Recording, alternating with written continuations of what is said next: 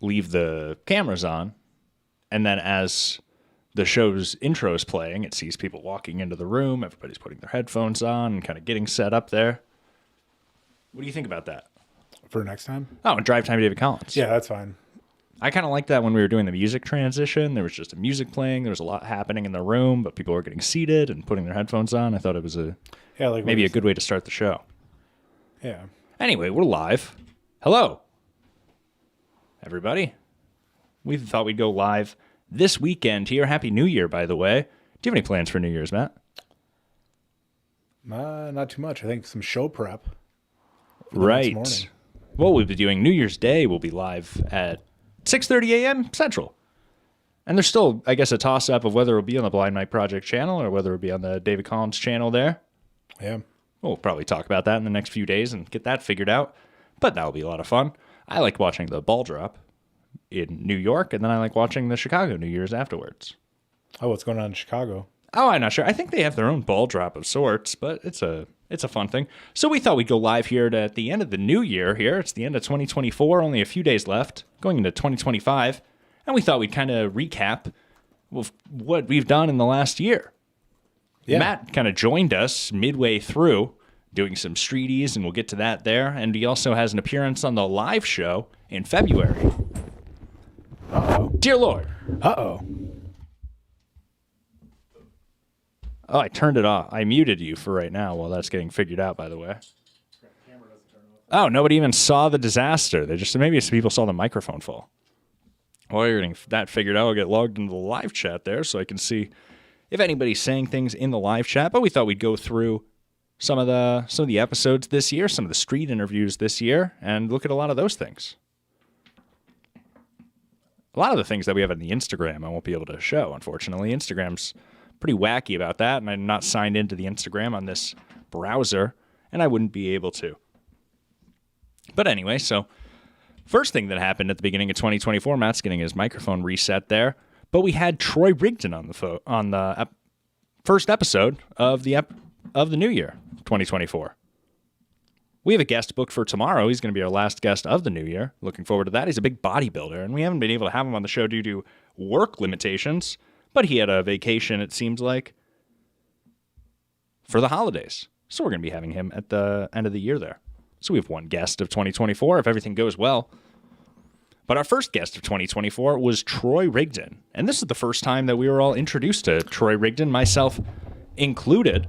He had started coming to open mics at some point midway through December, where I sometimes frequent also, and I run into the comedians there.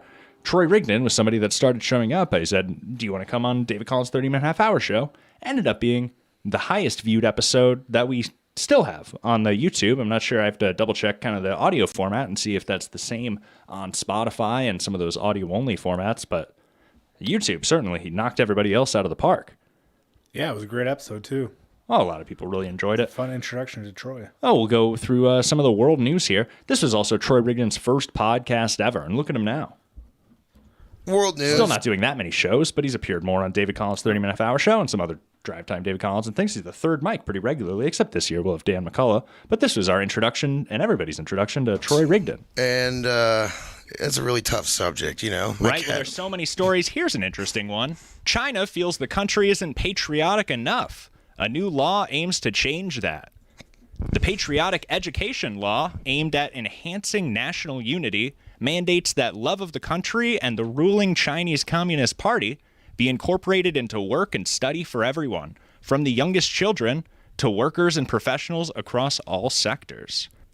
Interesting. Isn't that an interesting story? Quite. I didn't want to make any jokes about it, given today's sponsor. I thought it'd be a little inappropriate, but that was an interesting story.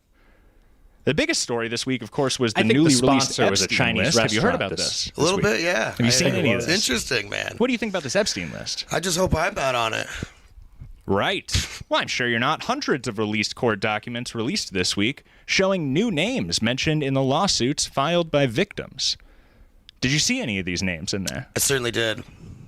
What was the most interesting name that you saw? Jimmy Kimmel. Jimmy Kimmel. Was he actually in there? No, I just heard Aaron Rodgers say. I thought it was funny. Well, I believe that actually had to do with Jimmy Kimmel accused Aaron Rodgers of being a conspiracy theorist years ago when Yeah. Aaron Rodgers first brought up the Epstein list, and now it's being all confused. Jimmy Kimmel, not one to take a joke. No, not one to take a joke or deliver one. I don't really care for him. The most surprising name that I saw there was Copperfield. What was that? Oh, yeah, David I saw that. Copperfield. Yeah, that was crazy. David Copperfield. The story gets much more horrific about that island when you realize they were cutting women in half, too. I thought you were going to say magical. No. Much more horrific. Teach their own. You can only hope. Troy Rigdon.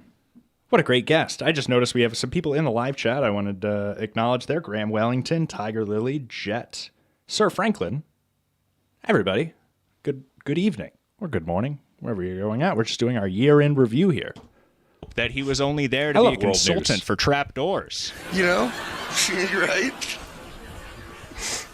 Good one, David. Copperfield, consultant for trapdoors. Bill Clinton was on that about over 50 we times. played this Did clip. you see? We played this clip in the award show. There's no point. But this was our introduction to Troy Rigdon. He ended up being a guest many times throughout season. Well, we didn't go by seasons. This was season 2 still. We were in the middle of. The 2024 season. I should be fair to everybody. If I seem a little off, I'm a little tired this evening, but I think I'm going to snap out of it as we get going here. Troy Rigdon was our first guest of the year, and that was a lot of fun to get to meet him since then. We've done a lot of working with Troy Rigdon. He was going to come with us to Janesville, Wisconsin to meet Louis J. Gomez and confront him there. Didn't end up happening, but anyway, our next guest was one of my personal favorites here. Favorites here. Eric Nagel, who was an executive producer and associate producer and many other producers and on-air personality for SiriusXM, and he worked with Opie and Anthony, a famous radio show, which was very exciting.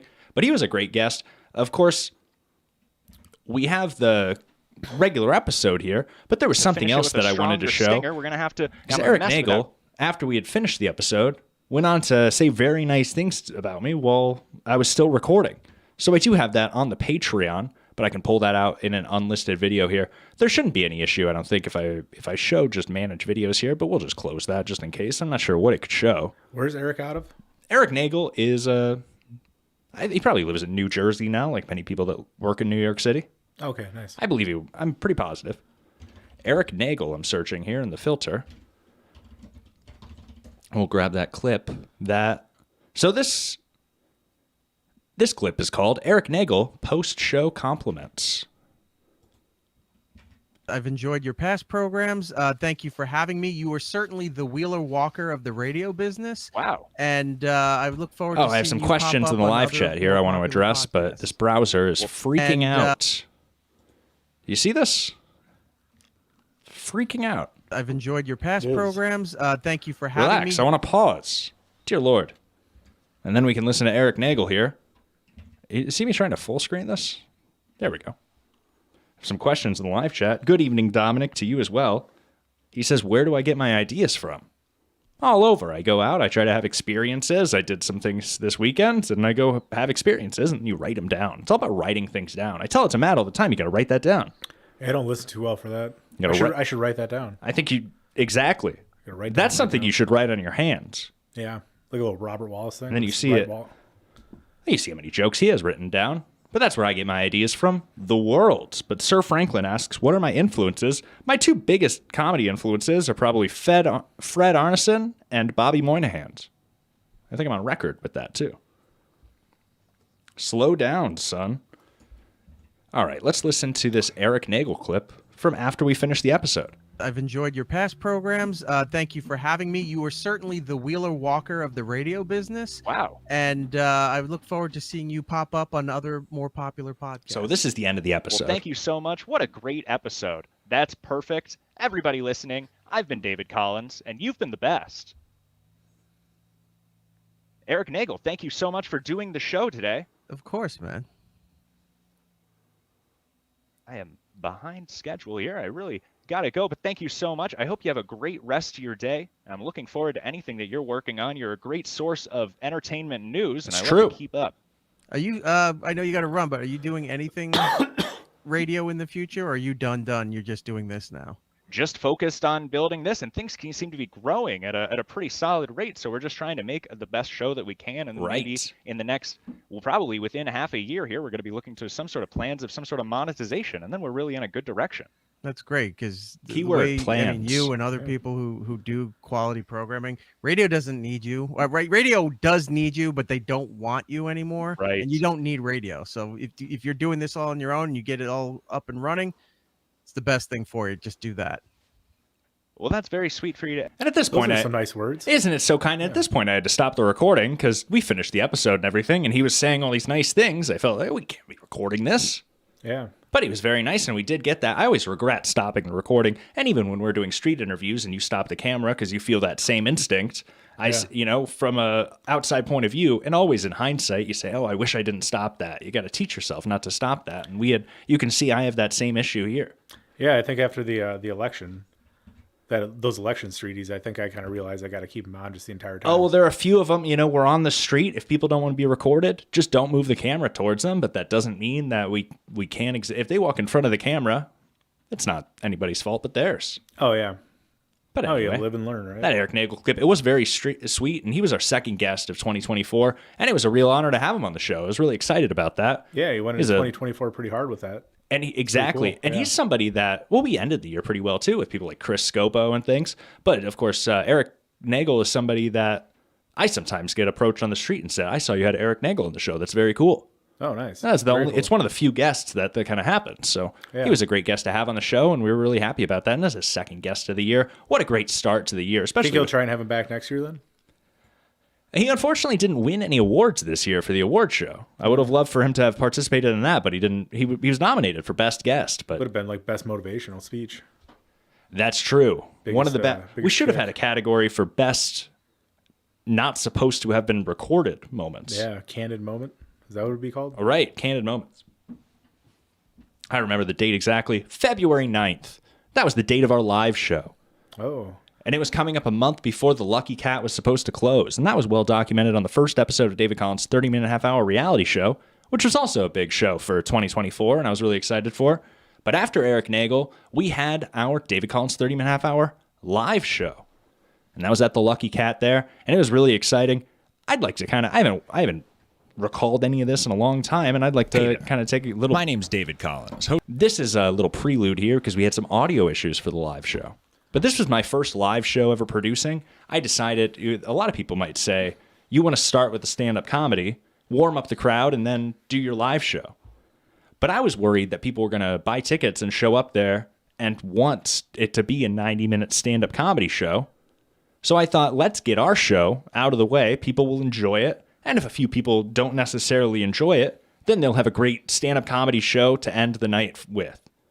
yeah. And if they don't like either, screw them. And that ended up happening, and we talk about that review in the reality show, and maybe we'll pull that up in a little bit. I should have pulled that up to match with this, talking about the live show. We did have some audio issues during the live show, but it was my first live show, and to do a live show and also record it with good audio was pretty challenging. I think I did Yeah, a I good know how you job. kept it all straight. You're recording a show, doing a live show, and then also interact with the fans or the crowd, Right. having people come up. It's pretty cool to see, as you'll see here coming up, right, where we first meet. Oh, that's nice of you to say. Exactly. And this is one of our Matt Ferry's first meetings. Of course, just like other comedians, you see these people around, but we kind of started interacting more after the live show when he comes up for our Kill David segment. And before this, the only time I saw David was he was doing pull-ups at the comedy bar. David can do pull-ups like no other. I do the And finger he was- pull-ups on yeah, the rafters. Finger pull-ups on the metal rafters. And then It's I very try to impressive. swing and grab them from the other side and then swing back. It's a lot of fun. Yeah, it was pretty cool. So I'm like, this guy's pretty sweet. Not a lot of people know that about me. And then I juggle knives, and people are like, who is this guy? Hey, he's juggling those big swords, bowling pins and stuff. It's pretty crazy. Right. Then we get to this live show. I was like, I got to go see this. I should have done more juggling for this live show. That would have hooked him in. Yeah. Collins 30-minute half-hour show. I'm your host, David Collins, and this is our first David Collins 30-minute half-hour live show. Good evening, brother. Very exciting. We got a great show planned for you. A lot of comedians here, a lot of guests, a lot of segments to get through. Is anybody here familiar with the show? How many of you are fans of David Collins 30-minute half-hour show? Well, that's great. A couple people. I'll give a quick explanation. My name's David Collins. I'm formerly of Manhattan, Kansas. I was a radio DJ We'll out there skip for ahead KMKF there. 101.5 K Oh, Rock. we do have I a- recently started there's a a new great moment show we don't here wanna skip. in cancel that one? Iowa. I have a mother in Iowa City, so I've been doing this new mine show on? for about a year now. We have a great show here today. Okay. I want to run down the plan for the show. We have some games, we have some great jokes, some great audience prizes and participation, so I hope you guys are looking forward to that. A quick warning, we did tease, I was promoting this in some other shows, we teased a little bit that there was going to be a fake gun at some point involved with the show. I wanted to let everybody know there is not going to be a fake gun involved in the show at any point in time, so if you do see a gun, please let somebody know that is a real gun. You know, at a live show, I do agree that a fake gun is not exactly a traditional or even tasteful bit. Yeah, But we do especially- often have a fake gun just on set, floating around, or during an episode, just sitting there. And I think that's always fun to maybe just add a little accent to things. Or if I get bored, I start messing with the gun. You know, Yeah. some people don't like that. It's the Second Amendment, right? That pertains to fake guns too, you think? I think it's the First Amendment. It's parody. Oh, okay. Let's skip ahead I here. was making a joke fake. David Collins' 30-minute half-hour live show, we didn't just have one special guest. We had a bunch of special guests, including Dan McCullough for World News. Over to the Super Bowl. All right, how about you guys? What team are you rooting for? Good evening, Brian. 49ers. Everybody's rooting for these 49ers. How about this halftime show? You know, I heard the halftime show this year for the Super Bowl is Taylor Swift dancing to the halftime show. Just a joke, of course. The actual halftime show this year is going to be Usher. Usher's the halftime show. Incidentally, I heard that Usher's going to be getting the same amount of screen time as the Usher showing Taylor Swift to her seat. It was a great year for Taylor Swift, too. I like how Dan McCullough and I matched for the live show. Yeah, did you plan it? We did not. No, but we have similar tastes. Yeah. Dan McCullough is going to be on Drive Time David Collins this Wednesday. I'm very excited. I'm very excited, too. It's tough to get him. He works and things, but he doesn't work that day, so we can get him in. Yeah. We also had Zach Vaughn. Not a lot of people know. We'll just move on from that. Oh, we did a great prank, though. Great. Oh no! What have you done? Oh, we'll set Put this on up a this little better here. Captivating developments. Great. Oh no! What have you done? You. Just a prank! Everybody who watches this show knows I'm a big fan of pranks on this show. A good prank. This laptop's already busted. What a great prank. Who needs it? That was a good prank. We love a good laptop prank. Yeah. And not a lot of people will believe this. I have more fake laptops for the future. Oh. But you can't do them. You know, people are starting to get wise. Yeah, you can't be breaking. It's like Carrot Top with laptops. You can't be doing that. Right. But, you know, we do have them. We do another one of those pranks later this year. Here's a fun clip with Tyler Meyerhoff, formerly Tyler Meyerhoff, I should say. But we had him on the live show prior to him going to Austin, Texas the next I month. said blank. And we featured him leaving. Oh, look at good audience shot. Yeah. But we featured Tyler Meyerhoff leaving in the second episode of David Collins' 30-minute half-hour reality show, which was great. This is a great audience shot, and we have a great audience too. This is the right half, and then we had some people in the front row, and it was real. It was very nice. We had a handheld cam and we had a stationary cam. We tried to do things well. Yeah, it was very well produced. They're eating grass. They're hungry. This is our The whole first family. game. We're so hungry. And I said, The door's locked from the outside. the door's locked from the outside. I'm sorry, Finish the but we're punchline. so hungry. And I said, my grass is 3 feet tall. Did you just say that, ma'am? This woman out here, what size do you wear? Oh, that's an offensive question. I apologize. In all seriousness, though, we'll get you. I don't have an extra small. That's the nice way to put it, right? But I have a small. There we go. And we were handing out prizes and things. We'll have to do another live show again this year for sure. Yeah. David Collins' 30-minute half-hour live show. And that was a lot of fun. I'll close this here. Oh, we can just go back to the regular channel at this point. What happened after that? So we had our live show there, February 9th. At this point, we've already started talking about and are working on, we're filming the reality show and things for the last couple of weeks, and we're working on getting that edited. Well, Jerry and I were especially. This is long before Matt. Oh, do you want to... So How did the reality show come about? Did you want to see your segment on the live show? Yeah, we can show them if you want. Oh, we missed that. Matt Ferry here makes an appearance on the live show, and it was his first appearance on any David Collins project. But we thought it'd be a great segment here for the live show to do something where we have an audience member come up and do a minute of comedy, and then we judge their comedy and we make comments about it. And we called the segment "Kill David." Here we go. We've saved He the had a day. golden ticket winner in the crowd too. I couldn't get anybody on stage right. Alomeen was there, a golden ticket winner of Kill Tony. Yeah. That's exactly right. To hell with Jerry. That's a little harsh. Is Jerry going to be making an appearance? Unfortunately, not anytime soon, I'd say. Where are we here? Maybe Oh, this was- 2025 will be a redemptive tour. Austin Ingalls came up to judge the Kill David segment. I remember now. He's being a little humble. We were trying to get... This is very difficult, too. Thank goodness for Matt Ferry, because he really bailed us out of this. I thought an audience member would be happy to come up and do a 60 seconds of jokes or tell a story or something, and we couldn't get anybody out there. Luckily, you were in the back. Yeah, I was like the newest comedian There you too, go. so I didn't want to jump ahead of anybody. Right. Well, we didn't really. We were hoping no stand-up comedians would come up, so it was perfect. A newer comedian. It was the second best than no comedian. Yeah. Anyway, I don't see active volunteers. I guess go that to the was my beginning other. here. That was my other fear is that you didn't want That's a someone. good one, right? Then I like volunteered Austin myself. Ingalls, welcome to the stage. Thanks for having me, David. Thanks so much for being here. Also, somebody that you're going to see doing some great stand-up comedy a little later in the evening. It's coming up pretty soon. This is our last segment. Austin We'll show of the Ingalls. live show. You're also going to be going to Austin pretty soon. Austin, huh? Austin. Yeah, that's gonna be fun. Is it? Do you think they're going to be bringing that up a lot once you get down there? Are there a lot of Austins down there? Not that I know of. Can you name one other stand-up comedian named Austin? It's a good question. No. Austin Black. Can anybody else? I've been asking myself this Right. all day. You don't see a lot of those. Austins out there. Austin Powers. There we go. Great audience participation. Anyway, I don't see active volunteers here. Uh-oh. Sir, would you like to come do a minute of stand-up comedy? Sir, would you like to come do a minute of... You know, this person, I heard he just got back from D.C. He was doing shows out there. Did I hear you correctly?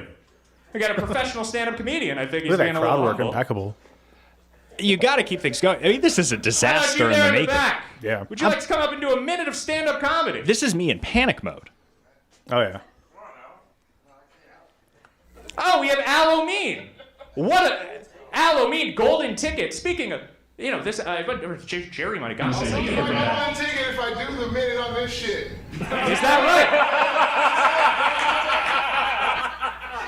I don't know. I'd love the. So Alomeen is a famous comedian who's worked with Tony Hinchcliffe and Kill Tony, and he has a golden ticket for that. He's very. Do we not have anybody? Sir, you in the back. I know I've seen you before. Get this man up here.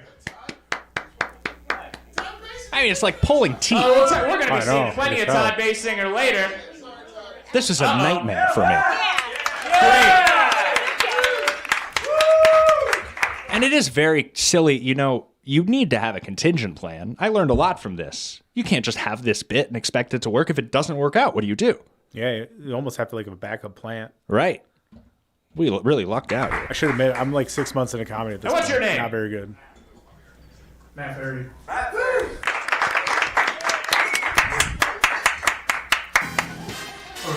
Take it away. Alright, so you guys know what fapping means?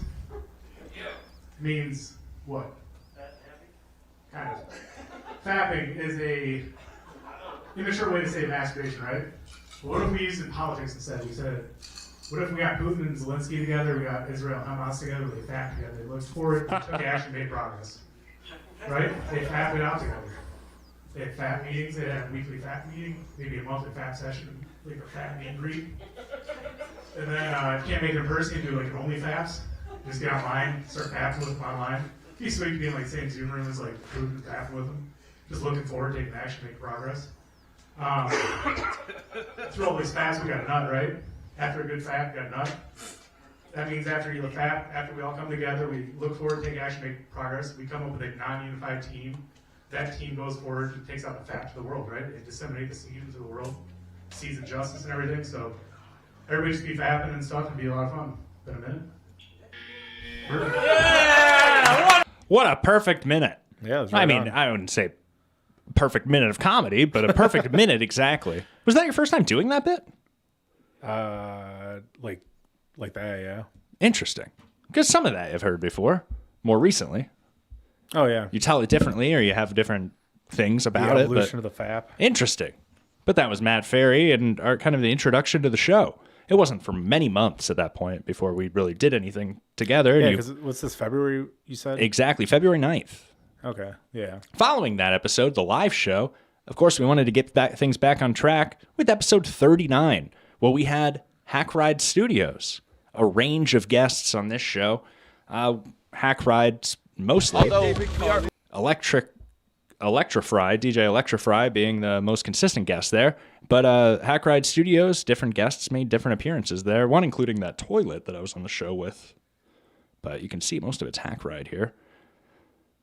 He started the show with something we featured in the award show where he just plays, he tries to play an intro on my show. We have thought about starting a podcast, and I understand the podcast intro that we created this type of show. Right, we were teasing the podcast. Internet show. That's how It you do was an very intro, good. David Collins. You know, sometimes though you prefer to take a gift home and open it by yourself. But I can No, that understand wasn't for there. everyone. That was a dildo for everyone, David. Of course, before we start the show today's A lot of people were saying that they kind of miss Hack Ride, and I could get behind that. He hasn't made an appearance on any show in many, many months. I haven't heard from him for a while. KC Day is really the front man of Hack Ride Studios these days. And DJ Electrify is just DJ Electra. Yeah. Which I think, did we see her in the chat earlier? No, I would have seen more in the chat about that. You were making a joke how if DJ Electra joins a chat, everybody speaks up all of a sudden. Oh yeah, everybody's telling her hi. Isn't that interesting? All the people you never John hear the from. Toilet, Catch 22 with Oh, DJ he's Electrify, to Santa's political show. Hack Ride's introduction. On my dollar. What do you think of this? Is You know, before, at some point, I think it might have been in 2024 or sometime in season 2, but when we started doing world news before introducing the guest, I think that really was a better format. I'm glad we continued that into 2024. We might change that in 2025 in a way. I have some ideas, but I think it was a great format for a while. Yeah. capitalism. You know, You're I'm- lucky you're getting me. You're lucky you're getting her. I'm You're- happy you're to lucky say too. exist. Just this week, I finished I finished getting pay out to many people involved with that live show. So I was happy to do that. Unfortunately, this is a different type of show. Oh, yeah, I paid the comics for that live show. you did? I successfully got every comedian that followed the live show because I had comedians booked for following the live show, and I successfully got them all paid. Oh, nice. I also felt pretty good about that. It was Yeah. well organized. We pulled everything off. There were some audio issues, of course, but Yeah. what can you do? But maybe if you were to make it to one of these live shows, we could get you. a David, little where something are there. the chess shows? We demand chess shows. You did one. You tickled our taint, We and then you actually- disappeared we on have us. to What's talk- going on? We have want the to chess talk- shows. We have to talk a little bit about that when we get to David Collins call-ins and emails today. But first, we have some red cards I need to hand out today. And that was a little bit of Hack Ride Studios on the show. A great guest. I think it was a bit of an obligation. We had to have him on the show at some point. It felt like to me. I've worked with him and we're friendly and everything, so and I was happy to have him on the show, but boy, did he throw a wrench in things. Wild card, he calls A little himself. trickster, isn't he? So the next video, we of course our following guest there very quickly was Chris Kaufman, the Wizard, and we're going to get to that. But around the same time that we were working on the reality show, I was talking about some other videos that I've made in the past and just kind of kept to myself on a hard drive. And Jerry was convincing me that especially this joking.com video, I should just release it. So this was a video I made in 2021, this joking.com video. And you can see 2000 description. it's a very different style from what I do these days, but I was working on like a video documentary. It was kind of consistent fascinating of subject to me, this joking.com video. So if anybody hasn't watched it, I certainly encourage you to do so. But it did pique Blind Mike's interest the next time I was on his show, and he asked me about it. I was talking before the show. I didn't know we were just riffing. We were riffing. Oh, I like to get warmed up. What have you been up to, David? I saw you do. Dupa Dupa, I do enjoy some of Andy Kaufman's bits. The wrestling with women. That was interesting. You remember that? Yeah. But there's something about Andy Kaufman that people who relate to Andy Kaufman's comedy are usually just trouble. You know what I mean? How do you But mean? I think he stands on his own. And I'm not sure if he died. There's a lot of ironic things that happened in his death. Like what? Well, he never smoked. He died of lung cancer. He had intimated at points that he would fake a death. and he played people like Tony Clifton, and then would appear in the same room as Tony Clifton, so he had backup. So he was good at deceiving people with different characters, and he may have just been able at that time to become someone else. You never know. It's an interesting story. Yeah. Andy Kaufman. Kind of a different style of program since we last spoke to you.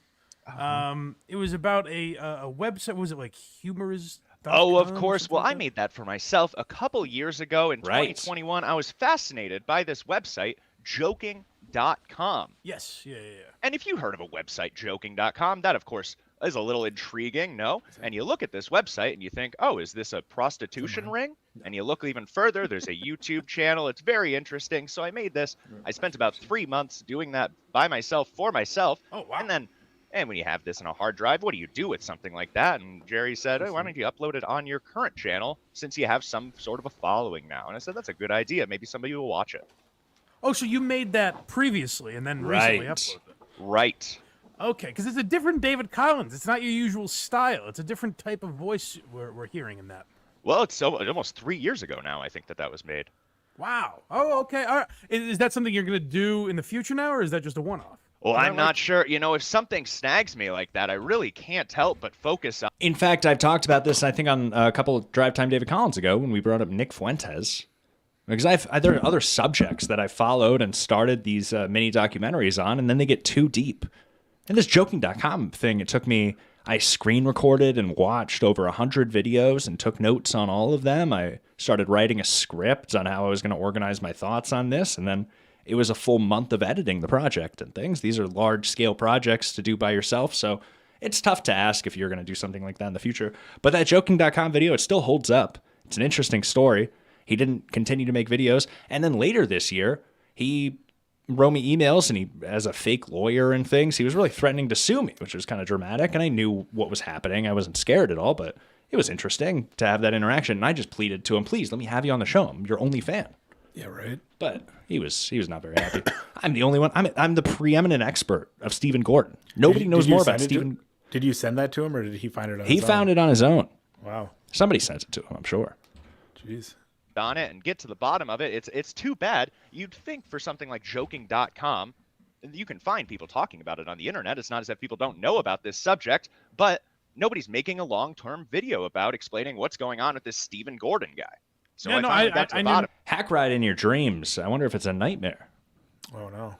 That sounds terrible. But he'd probably be fun. Wild card in your dreams. That makes things exciting. Yeah. As long as you know you're dreaming. Dominic, I'd love to. Maybe I will in the future. If something else snags my attention, we'll certainly get to the bottom of it. A long-term video about explaining what's going on with this Stephen Gordon guy. So yeah, I got to the bottom of it. I knew nothing about it, so I thought it was very interesting. And if there was ever another subject that pulled me like that, I don't think I would be able to help myself but get into the bottom of it there. But, of course, that hasn't happened. Oh, well, you can see I'm consistent, at least. Yeah. I'm literally saying the same thing about it that I said a year ago. Did you hear me? Like I said that exact phrase just now to the chat, and then I played the clip, and I was saying it to Blind Mike. Oh, yeah, you're very consistent. It was crazy. Yeah. But anyway, that was that video, a little bit of that video about joking.com here. Do I have my favorite is his, can we just watch this segment with his self-help book? This is my favorite. Yeah. If you go back to that clip, though, real quick, were they discussing Nick Swardson's little outburst or whatever in that bar? I brought that up on the episode with somebody. Well, I was going to say you use it. We'll get to it later, but the Streeties at the Floodwater. Oh, they were talking about Denver. Yeah, was that with the same? That's what I was referencing with Craig, right? Yeah, same thing. I mean, just a little joke about it. Yeah. Well, I was on the episode with them, so months later, I could reference that segment. I gotcha. Yeah. And not too much of a coincidence. Yeah. It's in my bank. Oh. Hello there. So this was my favorite part of this documentary here. Presenting himself as an Obi-Wan character, propagating against evil. He's an interesting guy. Nothing gives us a better look into the mind. This is my favorite, though, than reading his 2008 self-help book, How to Be Happy. This is a truly entertaining and perplexing read. The amount of self-love written into this title is nauseating. Most chapters start with a quote by Stephen Gordon. Some begin with two. I'm convinced if you follow all the advice in this book, you would be insufferable. At the same time, though, the book is so unself-aware. It's a self-help his book. Career peak in joke writing. We'll take a look at Chapter 6, Dealing with Anger. Though there are many reasons you may be angry at one point or another, and many ways you might reflect on your reaction to things in order to help manage your emotions, this chapter is 15 pages of how to react to being insulted. Starting out by stating, usually, people insult one another by telling each other that they are stupid, incompetent, or a failure in some way. I got a voice actor to do the voice of Stephen Gordon for this documentary too. Yeah. So every time it's a quote from Stephen Gordon and it's an episode description throughout or anything like that, somebody else reads the quote. Do you think he plagiarized any of those quotes? No, they're terrible. Yeah. Smile like a fool to bring the gifts of mindless joy to your heart. Nobody wrote that. He wrote that. Steve's insecurities are constantly being highlighted in this book. In the same chapter, we roleplay how you might want to react to an insult in order to, quote, treat the insulter. This is my favorite like a lab chapter. rat. You could do a full 30 minutes on Someone just this book. insults you, give a broad smile, and say something like one of the following. You seem like such an angry person. Often that relates to childhood issues. Did you have a happy childhood? Do you have any repressed memories that are coming to the surface you want to talk about? Stephen Gordon, joking.com, everybody. I think joking.com is still up. Do you want to check it out? Let's see. Meet the luscious ladies of joking.com. Actually, this is what prompted the documentary, and I couldn't even get it. You know, I only wanted to do 40 minutes, and I wanted to hit the beats. This isn't really loading. I'm not going to mess with it. But Stephen Gordon had a more interesting internet history than I even let on. The reason why all those episodes were gone and then put back on was because he was on this big 2-year lawsuit for the website joking.com, and he ended up getting it back, and then he was able to put his videos back up and everything. But it's an interesting guy. Stephen Gordon, I'm the only guy that knows anything about him, and I wish more people did. But anyway, that was my video at joking.com. The next episode, we had, how are we doing on time here? We're about an hour in. Okay. Not even. Okay. I wish I had a little timer here. Anyway. The next episode was with Chris Kaufman, the Wizard, a local Dubuque comedian. And this is the last episode that we had before the reality show came out, too. Chris Kaufman was a great guest, and he did the best. We could use, pretend this pen is a bong. How would you sell that? Any guests on the show with the games. I got to turn this down a little bit. It's going to be too loud. Yeah, he was like 100%, wasn't he? He was 100% on the games. He was the best guest. Crazy. Fantastic. Could you do the Wizards? Like a glass tongue. The Wizard one? That was pretty good. That little game he played. Oh, right. Wizards and whatever. Do you want to hear about Wizard? Maybe some people would say. He's going to sell us this pen first. They call that you're like a glass tongue wizard. I like this part. Maybe some people would say. A lot of people like the games. How do you sell a bong? Well, about we right here. We have a pen. I guess we could use. Pretend this pen is a bong. How would you sell that to me if it was a bong? Oh, I don't want to interrupt this, but no, Patreon hopefully is enough. Otherwise, we're going to be getting into merch. I'll be talking about that in the new year. We're going to be working with the people of Cosmic Oasis, and they're going to be selling those shirts for us. So we'll be directing people over there. But we have no plans to partner with YouTube and Google and have any association with that. That it creates a lot of issues, more issues than. That's a great nickname. And we would hate to be getting super chats here. It'd be very distracting like, to interact with the chat, but the price discrimination and interaction, I think, is a bad model. Yeah. Yeah. They call that you're like a glass tongue wizard. Maybe some people would say. Yes.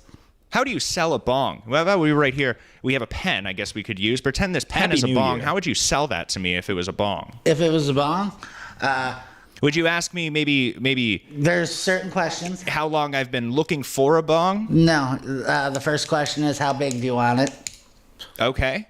And you're not flirting with the customer. This is a No. real question. Have you ever gotten pushback saying, mister, I'm really just in here for a bong. I don't need your jokes? No. Okay, so how big? Well, I would say I need it the size where I could bring it into an airport. Okay, it's pretty much anything you can carry. So, it need to be more specific. Let's move on to another thing. How many percolators would you like? Now, what's a percolator? You work at a weed shop now, is that right? Yeah, now I sell the weed that goes in the bong. Chris Kaufman was a great guest. He really rolled with the punches. Yeah. He's a great guy. He has no intention of finishing an answer if the other person. It's same with his comedy too. He'll notice if a crowd's not really into something that he's saying, he'll say, "You guys aren't into that," and he'll move on to something else. Yeah. He really has no. He's very self-aware. Chris Kaufman's a great person to have on the show. What a great guest. Do you want to see a little about that game? Yeah. Let's listen to one round of this game. Two. Our first game's just for you, though. Of course, everybody calls you the Wizard. Also, a quick Happy New Year. Of course, we're just going over this year's episodes and some of the things that we did in 2024. Doing a little live stream there. So Happy New Year, everybody. We'll be here for Drive Time David Collins. New Year's Day, first thing in the morning, 7:30 a.m. Eastern. And we have another episode that we're recording tomorrow. And if you're in Hawaii, you'll drop the ball with us. Oh, Hawaii. Can I tell you a joke? Yeah. I heard a great joke today. I'll tell everybody. I was going to save this for Drive Time David Collins, but as long as you're spoiling it, we'll just get to it now. I wouldn't say spoiling it, but you know what I mean. He brought up Hawaii because I just heard this new law passed in Hawaii. Did you hear about this? No, I didn't. What is it? They're not allowed to. Apparently, they're not allowed to have big laughs in Hawaii. You're not allowed to laugh loudly in Hawaii anymore. The law states that you're only allowed to do an aloha. That's good. Yeah. I love that joke. That's a great joke. Do you like that joke? I heard that joke today. We'll listen to one round here of this game What a with coincidence. Chris Kaufman, the Wizard. And we'd love to hear more about why that is. Our first game today is called Identifying Wizardry. So we're going to listen to a quick clip from a few movies, and every movie that you listen to, you're going to be listening to how many wizards are speaking, and you need to count how many wizards are speaking. Are you ready to play Identifying Wizardry? Sure. Does that make sense? So we're going to be playing a clip from a movie, and maybe multiple people are going to be speaking, and you're going to have to say, ooh, is that a wizard? And count the wizards as people are speaking.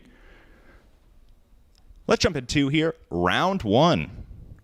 But since you can produce no witnesses of the event... Pardon me, Minister, but as it happens, we can. Please describe the attack. What did they look like?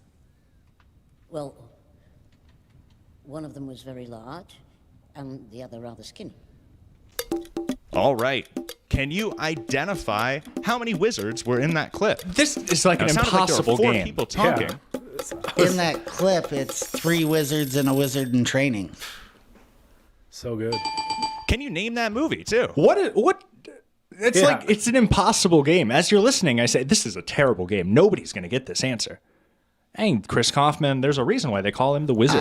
Is it... It's one of the Harry Potter movies. It's not Prisoner of Azkaban. Right, it is Harry Potter and the Order of the Phoenix. It's the next one. Now, we were actually going to call that wizard in training, quote unquote, not a wizard. But if you're going to be so specific, of course, you've won that. You should have gotten 2 points. We should really... You'd think at this point, we're almost 3 years...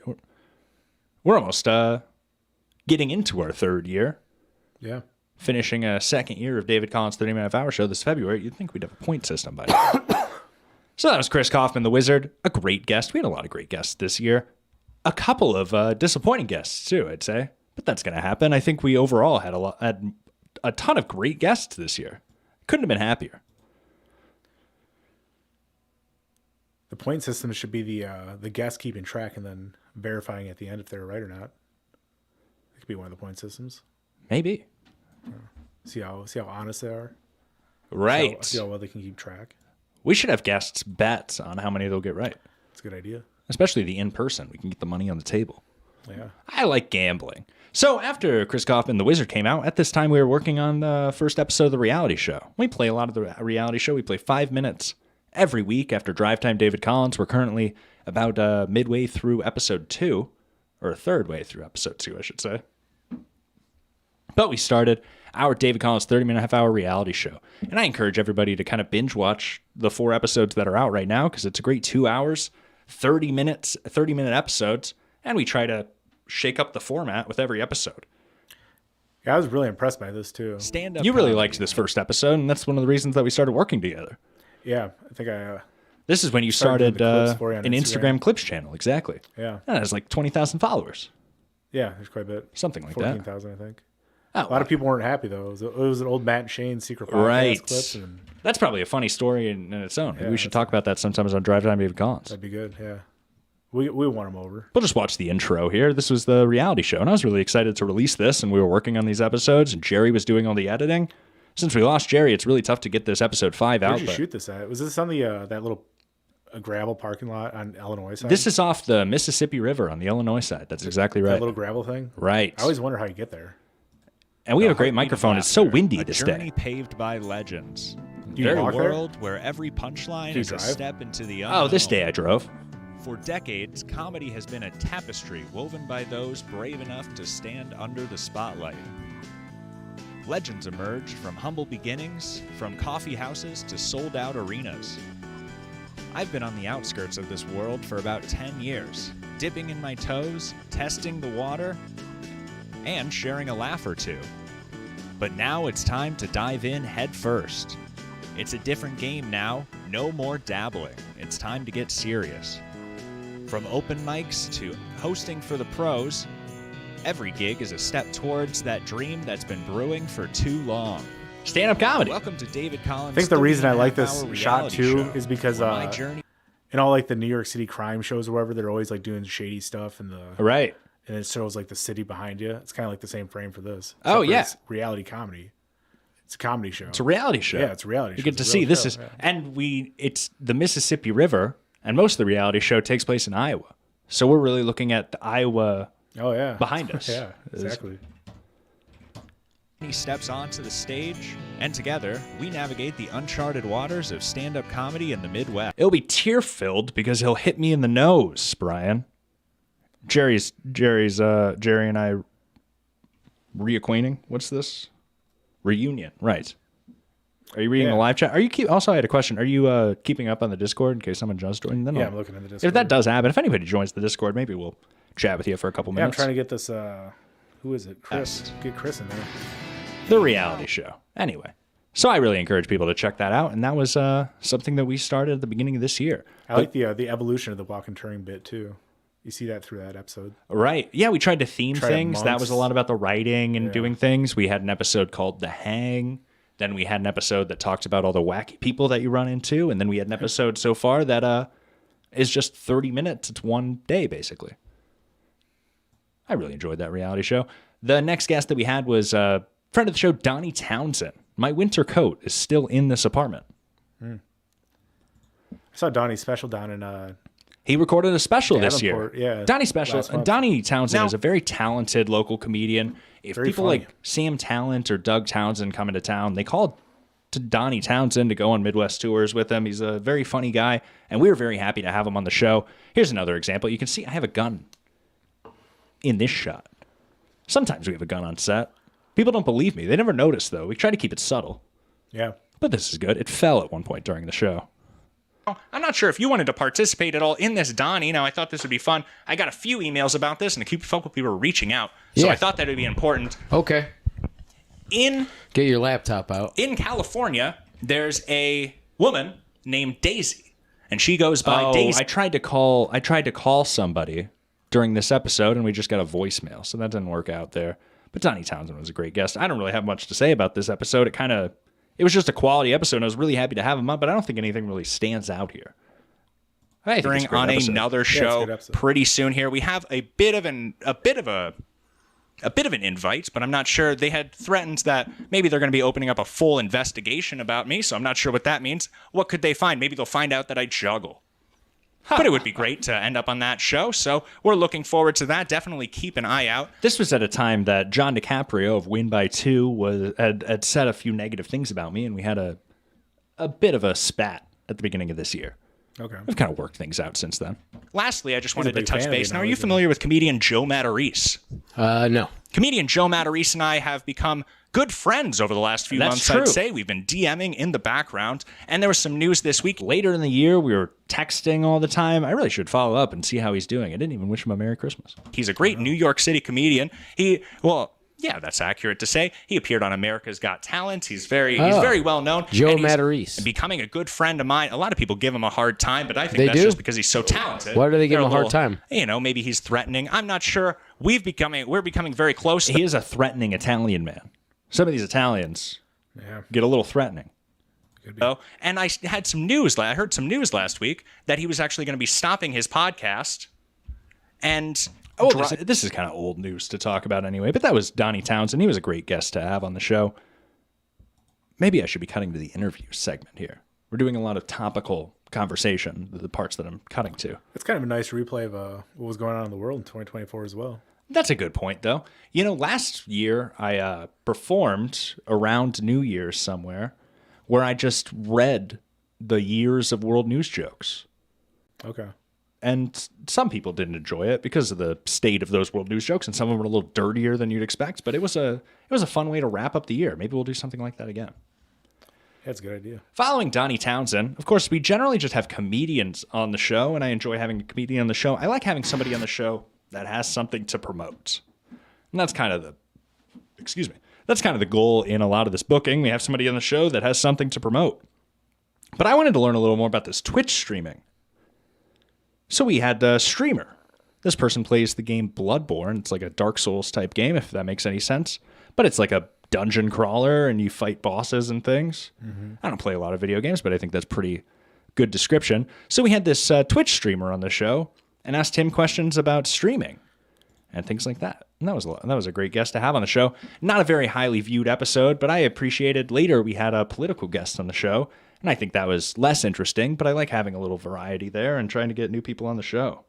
Oh, yeah. He isn't the funniest, and I feel bad saying that about Joe, just because the man never gives up despite the hate. Kind of respect him for that. Joe's very respectable. I'm a big fan of Joe Matarese, personally. He's a household name, though. He's well known. Oh, is he? He wouldn't like to hear that. So we had this Twitch streamer on the show this year. What a great year. We had a bunch of variety of guests, too. Last year, we really kept it to the comedians. This year, we even had an owner of a coffee shop on the show. We're practically stealing Theo Vaughn's bit.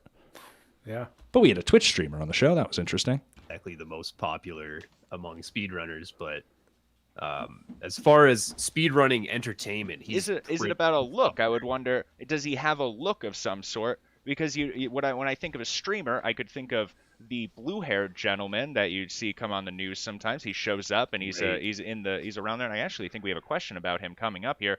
But and maybe also I think of a Mr. Disrespect has a whole get up with he looks like a spy. Oh yeah, that's that a I way think people want gain to an appeal audience? to the masses. As I'm watching this, I'm getting the idea. Maybe I should do something on Twitch. If it's just about wearing sunglasses and a hat, I could do that. Yeah, what would you do? Sure.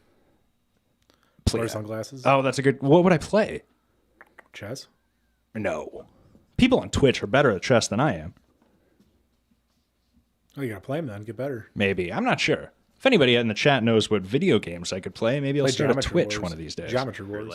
Geometry that's Wars. what they want. They don't necessarily care. I mean, they're good at the games they play, but they're not necessarily the best. That sort of character. Yeah, persona Bibbly Juice, that people Bibbly Juice, just really Bibbly Juice. enjoy that Anyway, as far as, I mean, this wasn't the most exciting episode, but for me, it was very educational. Later in the show, we do a segment called Twitch News Review or something like that. Exclusive news there. Okay. Anybody who's interested in that, did you hear about it? Because I'm not. Didn't look at number. And I think he didn't know anything about the people that I was naming. So it actually wasn't as helpful as I expected, but it was a great guest to have on the show, and we appreciated having him. He was really hard to book. I bet. It was very difficult to book some of these Twitch people. We finally got somebody on Twitch on the show, but that worked out. And that was episode 43, I believe. So we're on our way through the year here. I'll probably try to pick it up a little bit. Of course, episode 2 of the reality show comes out, and this is one of my favorite episodes too because it features interviews with some great comedians like Alan William Strickland. Is that right?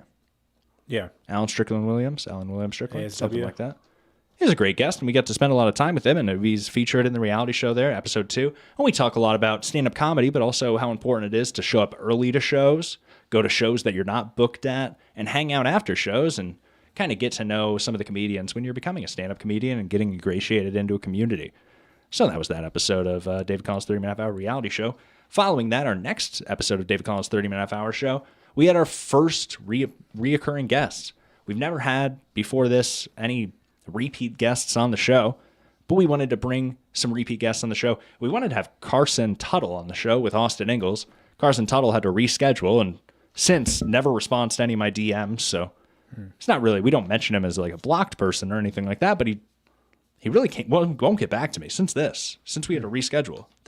He was booked for this and we had to reschedule. That was a long time ago now. guy. I don't hold a grudge, but we had Dan McCullough there that kind of filled in the space. And it was a great episode. Speaking I got you. Yeah, you did. Speaking of those laptop bits from the live show, this was our second laptop bit. Evolution? Shit, That was 30 seconds. I thought this was just a great episode in general, too. We had repeat guests on. We play $100,000 Pyramid with them. We do our regular episode. We play the games. We also do a prank. You had rudimentary readings, that one, too. Is that right? That was the second game, I believe. This is one where they have to read a script, too. This has got to be one of our best episodes. Yeah, I like the episode. I almost thought, God, for the sake darn, of that's hard. Kill Tony, maybe I'd Yeah, I'm gonna sign up and hopefully get on, David. like to reveal He did, Zona. didn't he? Advanced technology. That's true. This is a prediction, too. He ended up getting on Kill Tony. Manifestation, almost. And then he ended up going on Blind Mike and breaking it all down, too. Yeah. That was interesting. Then he came out on our Technology, show. I didn't know. What a great year. If we were really going to do a truly year review, we would have to include clips of Halloween on Blind Mike Project, Austin Ingalls on Blind Mike Project, because these are all in the David Collins universe also. Yeah. What the hell to do with You know, that? I have some bad news here. So, And here's our prank. advanced technology, I didn't know what the hell to do with You know, that. I have some bad news here. Yeah. Uh-oh. I had this backup here, and the backup has stopped working. I don't even know why I brought this. What the hell? April Fools! This was not even a laptop the whole time. Oh, David. Oh. It's another fake laptop. Oh, my You have no idea how God. many fake laptops I have. You must have so many of them. That is insane. April Fool. You know, You're it's pouring April. water I on only them? get a couple more opportunities. I love April Fools. Yeah, I could tell. And you do it all month, too. I think this was the last couple of days of April. What if April Fool's this year lands on Wednesday? I hope not. What happens on Wednesdays? Drive Time David Collins. Right. I don't have to be worried about pranks in the morning. Can you worry? You think we're going to get... We'll get in a lot of trouble. I'm a big fan of pranks. Kicked off YouTube. Perfect. Well, that was a great episode there. Our first reoccurring guests, Dan McCullough and Austin Ingalls, $100,000 Pyramid. And I really enjoyed that too. And it let me know that it wouldn't be a bad idea to continue to have on repeat guests in the future. That being said, the next episode was a solo episode. And this is something we wanted to watch a lot of today, so I'm glad we have enough time to do so. Because this solo episode, of course, features a lot of me going after, you might say, Ray DeVito. There was a period of time where we were interacting, and then he was pretending that he's never heard of me. And then I had to go on my show and explain how he's ignoring me for some reason, and maybe these are the reasons why. And we kind of talked about that on episode 44 here. Can I interrupt you real quick? Our superfans, Sam Bibley, has got a question for you. Is it true that the last episode of Drive Time David Collins appeared on the David Collins channel rather than the Blind Mike Project channel? Because there is a ban on Sam Bibley appearance on the Blind Mike Project. That's not true, Sam Bibley. It's actually much more scathing than that. And I think we're going to get to that this week. Oh. Maybe. I haven't talked about it with the team yet. We're kind of all working behind the scenes on this, but someone wasn't awake. Tiger Lily was paying attention. But anyway, I think we can trust the chat. It's very self-regulating. Yeah, it is, yeah. What a great, we have the best audience. Well, I think so. David Collins, 30-minute hour show. I mean, you can look at some of these comments here. So it's Amazing great hearing work. from Dominic and Sam and Great everybody in work the as comments always, David Collins. You had me at what is Ray DeVito hiding? People loved it. Speaking of John DiCaprio, he's in the comments on this one. If anyone sees Jerry, we have a great audience. That was great comments. But the main thing that I wanted to talk about here, because we don't only do David Collins 30-minute half-hour show, David Collins 30-minute half-hour reality show, and Drive Time David Collins. We like to go out and visit the people and see what's happening around the state of Iowa and maybe even Madison, maybe even Illinois. Maybe that's Iowa, Des Moines, Iowa. But anywhere around the country, we like to appear personally, and we do street interviews, including this one at Floodwater Comedy Festival. We do this every year. Instagram. This is the second year that we've done it, and I certainly plan on doing it next year there. But we like to go into Floodwater Comedy Festival in Iowa City, so I wanted to play some of that. This was fun. Ray DeVito is hiding Jerry. That would be my nightmare. We can't let those two get in contact together, Jerry and Ray DeVito. Oh, no. Imagine the brain behind Ray DeVito if Jerry was on board. Pinky in the brain. That's hilarious. That's unbelievable. You should write that down. Maybe. Jerry, it's very inside, but maybe for the next live show. Anyway, let's take a little listen to Make sure our you're checking Floodwater that coverage out. this year. DC 30-minute half-hour show Family promise, on we're not doing Instagram. But we're also going to be putting some things on the YouTube here, starting with today. I just want to give a little bit a little bit of I just want to give a little bit of a teaser. What is so going that on you over guys there? can see a little bit of what we did out there and maybe have people There's looking two David forward Collins, to holy some of shit. those upcoming clips. So why don't we go ahead and play that here? Anyway, yeah, we're recording, right? This was probably the funniest thing my entire year. All right, everybody. Personally, and We're going back 5 seconds, everybody. This is Matt Ferry's highlight of the year. Yeah. Looking forward to some of those upcoming Personal clips. and work Why don't we highlight. go ahead and play that here? Anyway, yeah, we're recording, right? Oh, yeah, we're recording. Oh, was he going to jump if we weren't here? Saved a life, David. We just saved a life. Hey, I'm track David of that for Collins, sure. and I'm here at Plus Floodwater one. Comedy Festival in Iowa City. For the festival. Are we having any issues back there? Boy, a little background. D was a little spaced out. This was the first time that we really brought Delicious to one of these things too. And Matt Ferry and Delicious were working together I feel like we were competing for the future. I don't think you had anything to worry about. No. We did really put him to the test, though. Yeah, a little stress test on him. I don't know. You could tell by how much pressure I put on him and how assumed you were in that position. Yeah. Matt Ferry's there. Delicious is causing a scene. We like a stunt boy on the show, though. Yeah. That's what he's good at things. He doesn't really know his strengths, but he has a lot of strengths. Yeah. He's a good What guy an to have exciting around. time. A lot of regional comedians here. Also, a lot of comedians from Chicago. And even some more national comedians. I believe we're going to try to run into Lori Kilmartin, I think is her name. And I want to ask her about writing on Tough Crowd, given that Colin Quinn just had a brand new comedy special. We're hoping to run into some regional comedians and ask them if it's their first time at Floodwater, and hopefully even talk to some audience members to see how much they've enjoyed the show. Unfortunately, as you can see behind me, they've recently knocked down a bridge that's pivotal to the street that a lot of these people... As you can see behind me, there's a man very lost trying to figure out how to get across this broken bridge. People are performing comedy on. So we have noticed the crowds might not be too large, but we're going to go ahead and check it out and see if we can get some interviews. Uh-oh. Looks like we got a trespasser back here.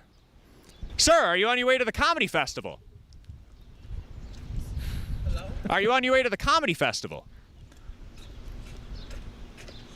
Hi. Hello. Are you on your way to the comedy festival? No, I'm not. I'm sorry. Oh, no problem. Well, I hope you have a great day. You're dressed very nice. Oh, thank you. Where are you headed? About 10,000 kilometers away. Anyway, have a nice day. 10,000 kilometers. Boy, that's going to be a long walk. How exciting. Hey there. My name's David Collins, and I'm here outside Sanctuary funny to Pub me. in Iowa City for the 4:30 show, The Booze Cruise. We got a lot of DMs about that. People really enjoyed that. Let's see if we have anything else in this Floodwater coverage. I think this was like an 8-minute segment or something like that, so we can kind of cut through, but we did want to show some of this. I'm sure there's plenty of camping jokes you could make. Probably, yeah. That's one thing I wanted to ask. I noticed by looking at the list, I thought that there were fewer LGBT comedians than there were in the past, but there were probably 50% female comedians on the shows. Really? Because the show I'm on tonight is all dudes. Hey there, would any of you want to talk and tell me about if you enjoyed the show? Well, Sam Bibley, I assure you that the episode of Drive Time David Collins last week being in 2 parts was a technical error, and we're going to redo that song this week because it was cut off halfway through, and people were enjoying it, and it's only a minute long. Can we do it in full? Should we tell them about my initial fear with the song?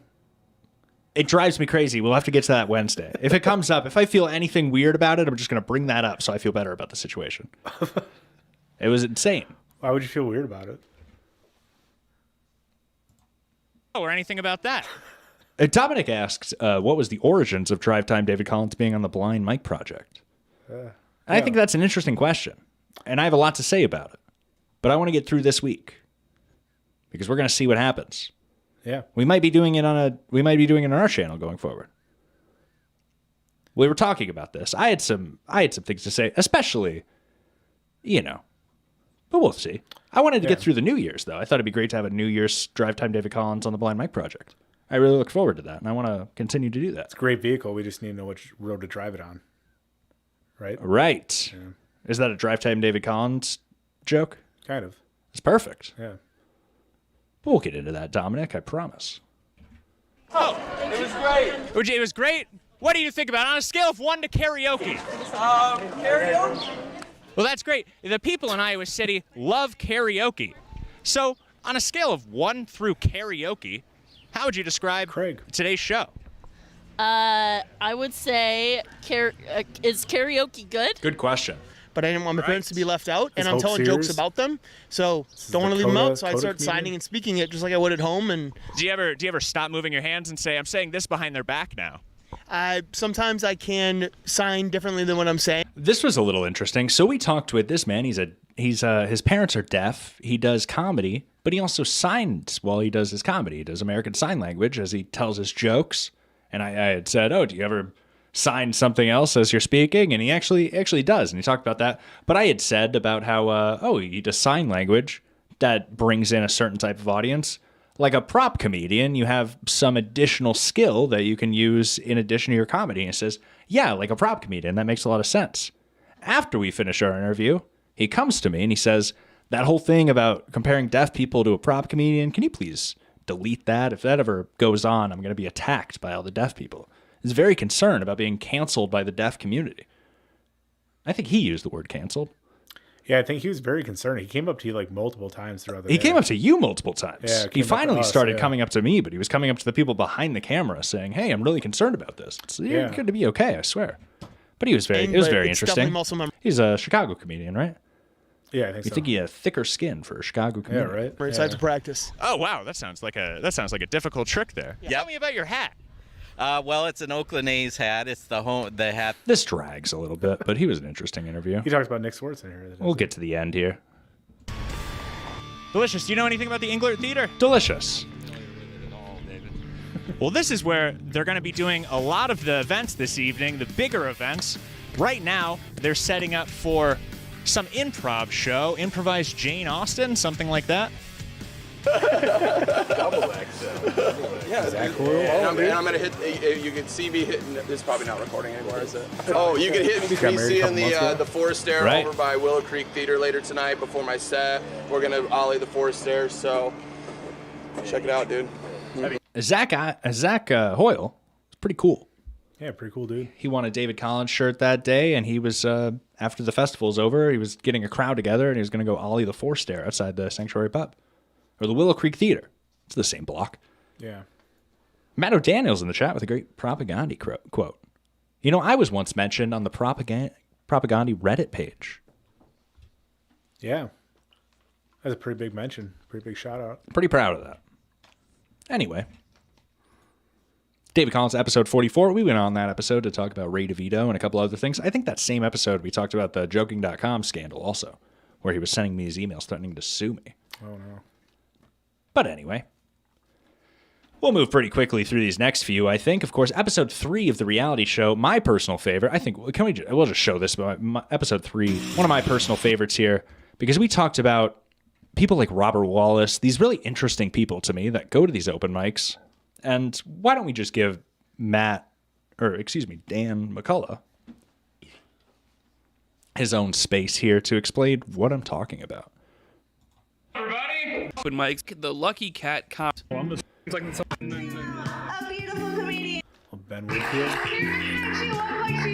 A little about the Lucky Cat. So the Lucky Cat closed. It moved to a different location here, and that's what we're talking about. But what I want to show is this.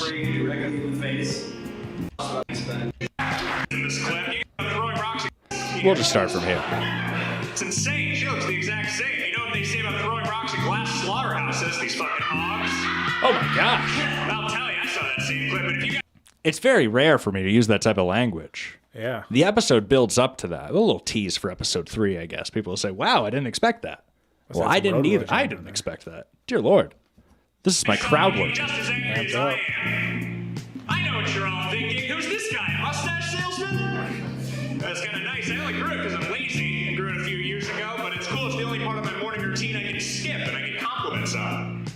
And nobody's ever told me, hey, That's interesting. We have a backup in the live chat saying how militant the deaf community is. Yeah, I saw that. thanks.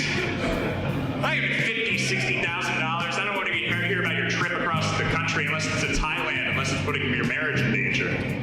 Woof. We'll work out the words there. You know, there's a lot of words in some of these jokes. I'll tell you, we're true. spitting them out. I hear the fumbling of the fan soap the other day. You guys like this stuff? I got some Dawn soap. It's the kind with the yellow duck on the side. It's great. You know, I got all these oily ducks piling up on my sink. I can finally take care of that. It's one of my favorite jokes. But specifically in Dubuque, besides the Monday night comedy Oh, under did I month show, misjudge this? we are predicting that we will see a Troy doing the gritty. Here we go. All right, Is he Dan McCullough. you This is my favorite part of episode 3, and then we'll move on to the next episode. David Collins' 30-minute hour show, 2024. were even forced to get on stage for the first time because you lost your fantasy football league or you lost a bet. Either way, the people you will meet at an open mic can end up being some of your best friends one someday. day. And maybe some of the people you'll meet probably won't be. I'm not sure how many people realize this, but a comedy open mic can bring some pretty odd people. It really feels like only 20% of the people you see at open mics Oh, let's take a look. Anybody see Tom Garland in the background? Let's play a little I Spy. are odd people. Oh, yeah, there he is. It really feels like only Tom Garland, everybody. He's here. 20% of the people you see at open mics are really attempting to pursue comedy. From people who blow the light That's what we all want in our old age. We want that routine. The third day, I ran past, and then the dog wasn't around, so I figured, probably the nurses were walking him or something. I'll admit that this was insane to film and put in a show. Yeah. I can get behind that. But also, people appreciate the art. I think we can defend it. Yeah. To first timers, This is weird because I've never held a microphone before, and I've never done stand-up comedy. to everything on the spectrum. I'm Steve. Jesus. You can just call me Jesus. Or Steve. Steve's fine. There's those. So that was my favorite part of episode 3. It goes on to describe a lot of the wacky people that you see doing comedy at these open mics and things. And then it shows Robert Sidney Wallace, probably what many people would describe the wackiest of all of them, who makes you rethink and say, maybe I was wrong in my previous assumptions of some of these people. Yeah. And I thought it was a great episode. I really enjoyed episode 3.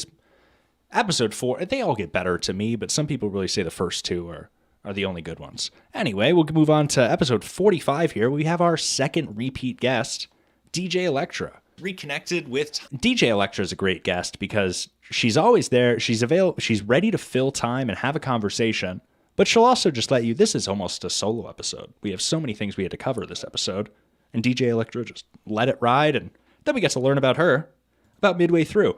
They're all over Illinois.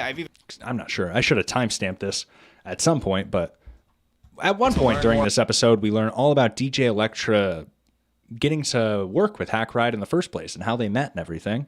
And I'm not sure if she really told that story in too many other areas. It's a great way to kind of find out a little more how DJ Electra got started with Hack Ride Studios. This avatar. Now, I'm not seeing you in particular, and I believe you might be the first guest beyond you and Hack Ride doing this together. Do you never appear on camera? What's the story behind this picture here? Are you self-conscious about how you look? Well, I guess this is the most important thing, I think, when you talk to any of these people that use an animated character. You have to understand what's going on there. It's very curious to people who choose not to and would never imagine doing that. I apologize right away, but when you're what's the word? You're hiding, you're obfuscating your look here. Good I have word. to be concerned. Am I talking to a Google that child? one. Obfuscating? I'm not a child, no. I'm 46, and I don't go on camera ever. No. Now Really? that I have this avatar, it's so much easier. You don't have to do your hair or your makeup. I can just sit here at home. Oh, that's a good point. Do you think they'll Have get an to a point in AI where the avatar will mimic your undone hair? I could. DJ Electra. She was a great guest. And she does kind of defend that point well. Yeah. You think, I say, oh, is this just a weirdo? She says, no, I just don't want to do my hair, and I want to have reasonable looking appearance on the show. That makes sense. Yeah, she helps a lot on the Drive Time David Collins as well. She does do a lot behind the scenes on many shows, not just Drive Time David Collins, and especially not even Drive Time David Collins. It's impressive that she gives any assistance at all to that because she has so many other things going on. Shout out to DJ Electra there. There's some blind mic chat in the chat there. Isn't it disappointing? I woke up this morning. It was. Did I tell you, it was 7:13 a.m. this morning, and I went to the Blind Mike Project channel. expecting to go back to 9:02 and watch Blind Mike Project 10-minute delay. He didn't have an episode today. Oh, I didn't. And so I went to his Twitter, and he had announced, I'm not really good at looking at the date, but sometime in the last couple of days that he won't have an episode today. That's too bad. Last week, I did the New Year's episode. Or last year, I should say. Oh, yeah. And that was 2023. Otherwise, we might talk about that a little today. But last year's New Year's Eve, I did the Blind Mike episode. Anyway, we had Johnny O on the show. After he purchased the Jester's Lounge, so in the reality show, we talk a little about this. The Comedy Bar, Chicago's The Comedy Bar, had a location in Dubuque, Iowa, and it was a great comedy club in the area. They had closed at the beginning of this year, March, I believe. Mm-hmm. And we recorded that in the reality show and everything. We were talking to the manager. It was some great moments. Johnny O ended up buying the Jester's Lounge. That's going to be a lot about episode 5 of the reality show if we ever get that out. But Johnny O did end up purchasing the Comedy Bar and turning it into the Jester's Lounge. So we had him on the show to talk a little about that. We did a lot of segments, radio, though. We had Chris Jericho came into the studio once. That was really interesting. Well, the most interesting interview I ever did was probably Johnny O had me on his podcast before all this, though, in December of 2023. Okay. The Johnny O podcast, where he has a lot of great guests, like the Tiger King and the QAnon Shaman, Jake Chansley, and he's had a lot of great guests. And he said, I want to get David Collins on, too, which was very nice. I was in studio there. It was a great appearance. He has a great studio. I mean, he... Oh, of course, on your podcast, the Johnny O podcast. So right away, you start a podcast, you say, these music people are pretty boring. That's not... I'm going to start a podcast and talk to some more interesting people. I talked to all the music people, too. Really? Yep, but what happened was a musician that came on the podcast said that Joe Exotic was a big fan of theirs. And I said, oh, interesting. So that got me interested. I thought, well, then I said to him, I should have him on the podcast. Did he write him a letter? He said, hey, Mr. You're in a band. I'm a big fan of yours. And Here's there were a some letter from comments prison. on social media. And you're probably wondering how he has social media in prison. And if you listen to the podcast, he has a secret phone, he told me. Well, that's interesting. A little tease for Johnny O podcast and the Tiger King. He's a great local, and I think it's an interesting episode, and I don't want to say anything negative about it. It's just very disappointing about the whole Jester's Lounge situation. Yeah. But it was a great club while I was it actually lasted. at the Millwork this weekend. Were you Walked really? By the Jester's Lounge sign still there. Is it? Yeah. Kind of like a... It's kind of sad. Yeah. They can't move. Nothing around here moves quickly. Can't No. move on from anything. Yeah, I wonder what it's going to be for... They could have had so many shows the last couple months there. A couple of weeks ago, I did a live stream by myself, and I talked a lot about the Boston trip with Delicious, and I showed the 30-minute virtual, what do I call it? Visual recap. Yep. So we did that, and we talked a lot about that Boston trip, so I don't want to really retread that, but this year also did include a great trip to Boston with Delicious. We got a lot of great footage there. We did some things for the reality show. Oh, excuse me. I was just trying to hold that back, but it came out. We did some things for the reality show. But on our way to Boston, we stopped in Rochester, New York, and got a direct episode It's something I'm with very Carl passionate about. Hamburger. That sound I does can't mean pause those- this. I apologize. Here we go. Well, we did an episode in person with Carl Hamburger in Rochester, New York, in his downstairs, I wouldn't say studio. It was in the other room, but it was next to his pool table and things. We found a great location here and did a live episode with Carl Hamburger. Following that, both I and Delicious appeared on WATP talking about Joe Matarese for his July 4th. He had to splice it. He did a lot of pre-recording stuff for his July 4th episode and then spliced it all together. So we were included in one of those segments. Oh, right on. And that was interesting to have Delicious on the episode. I talked a little about that during the recap of the Boston trip, but here's a little of Carl Hamburger. Bottom That of was a my great feet were episode. facing in. It was a lot of fun to go out there and meet Carl. We got breakfast and everything. We get a live episode. I'd love to do this more, or I could just go all around the country directly to people to record these episodes. Yeah. I really would. But, we'll get a couple of those next year.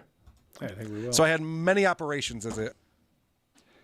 Is that the club Ray DeVito played and they closed down a week later? Mint Digley, we're going to get to that. But you're right. A baby. Wow. No, it's like how I did the live show at the Lucky Cat, though, and then they closed a couple weeks later. Yeah. Incidentally, not related.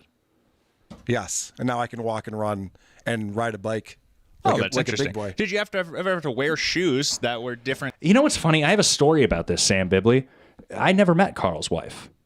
I was at Carl's and I was downstairs and I was talking with Carl, and Delicious had to go use the restroom, and he went upstairs and I heard his wife almost like scream like there was a rat in the house. And he was like, "Oh, hey, I'm Delicious." And she said, "Oh, sorry, you startled me. I'm so-and-so," or whatever. Can you imagine? He's just wandering around the house looking for the bathroom. It's crazy. Yeah. So he met the wife. I never got to meet her. When I went back upstairs, she was nowhere to be seen, but it's a funny story. But no, I actually didn't get to meet her. And she didn't come down and introduce herself. Yeah. I was actually kind of surprised by that. I'm in her house. Yeah, she just got scared to death of Delicious. Right. She said, "Oh, if this is the guy you brought, I want who's the guy down there? Who's his sidekick?" Right. Anyway. Yeah, I'd have to clarify Different that with sizes. I had to wear like braces. I had these like things. Forrest Gump. Yeah, very similar Wow. to that. In fact, a certain podcaster's been making fun of me for my chicken legs. I do have very thin calves, and that is because I had these braces on my legs when I was a baby. For the record, I have very big calves. Growing up, so they couldn't really I've develop. never seen you wear shorts. Oh, that's too bad. How do Not you a get lot of rid people the have. braces? I guess because of the operations and over time, I was able to get rid of the braces and just wear like real shoes, like a real boy. Fascinating. I know. You know what I like? Usually in Drive Time David Collins, we have a big Craig right here. And without Craig here, it just looks like that usually he has his own chair. Yeah. We're on our way to Boston, Massachusetts right Right, now. our Boston to see, trip. As well as Carl Hamburger Oh, here. this is a We're fun going to be set. taking We'll play this. a peek at Boston, the fireworks, and also, I think, catching Blind Mike Geary. I hope you do. Friend of the show, somebody we've had on the show, and I've been on his show many times. Will he Always be on happy the to be lookout there. for you? Well, we're really excited to run into him there because, actually Jerry sent me this clip, and I'm not sure where this actually came from, but I'm pretty excited that we're going to meet up with Craig and Blind Mike here. Oh, David Collins, when you come to Boston, Craig is going to pay for such a meal for you. Oh, my God. He's going to take the three of us out to lunch, and we are going to dine like kings. Now, what a clip. Didn't end up happening that way, but yeah, I tried to, maybe, what do you call that? I was manifesting it. You ever Didn't try to happen. manifest it? Yeah. There's a little fact check on our manifesting, but. Oh, he was trying to manifest it for you. Well, I was trying. Maybe, yeah, you could say a little of both. Yeah. There's some discussion of whether that was a legitimate clip. Oh, yeah. But anyway, we visited Boston, including a great episode with Carl Hamburger. This is my favorite episode of David Collins' 30-minute half-hour show. I could understand how a lot of my audience might not appreciate it, but we covered both Austin Ingalls leaving and the death of Ed Lammers. Yeah. It's pretty heavy stuff. You remember this episode? I do, yeah. I like the music in it. I do too. We were able, and we played a little of that on Drive Time David Collins, and nobody liked it. Oh, really? But I thought this was a great episode. Let's play a little bit. This is one of my. I want to show a little about how. Is this the more emotional? But let's get to the little emotional part here. Let's get a little emotional.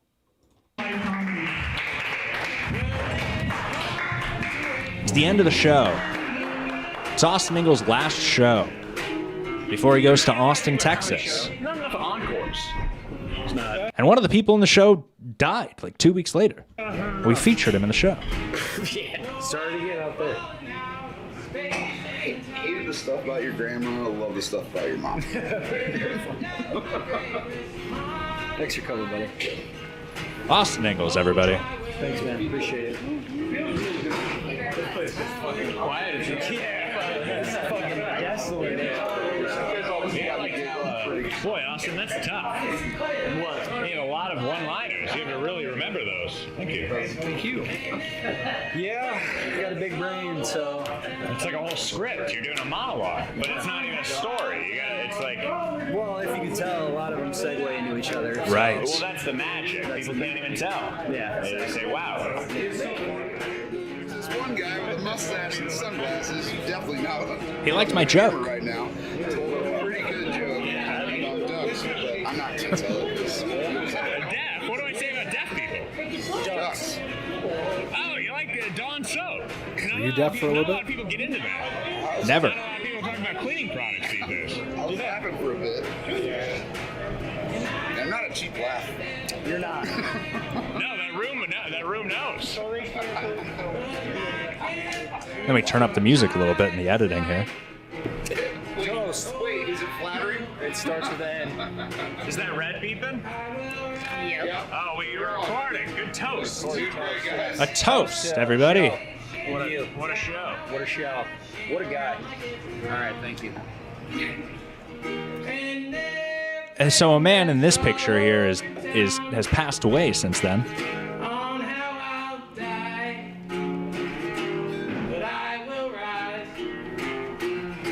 I think it was a that's kind of a crazy thing right there. Oh, well, we captured a lot in the reality show. It is crazy, and I hope people appreciate that. Especially how the lyrics went over like how I'll die and his Ed Lammers. I can't believe, well, that's the editing. It didn't happen naturally like that, but certainly. Okay, yeah. But it was a great show. I couldn't believe it. And then we got a nice Austin with Austin anyway, but I mean, I don't think, people weren't as close to that. You edited this after he passed? Right. Oh, okay, yeah. Oh, yeah. Yeah, he was dead. That'd be like he died very quickly after that. He manifested the wrong thing. We can't really speak too much about it, but certainly he passed away. You say it like, it's what everybody's thinking. Anyway, we'll move on from that. And our next guest was Joe Fernandez. He's a great Chicago comedian, and I actually thought he was going to be appearing at the Jester's Lounge. It was part of what inspired me to reach out and try to get him on the show so much.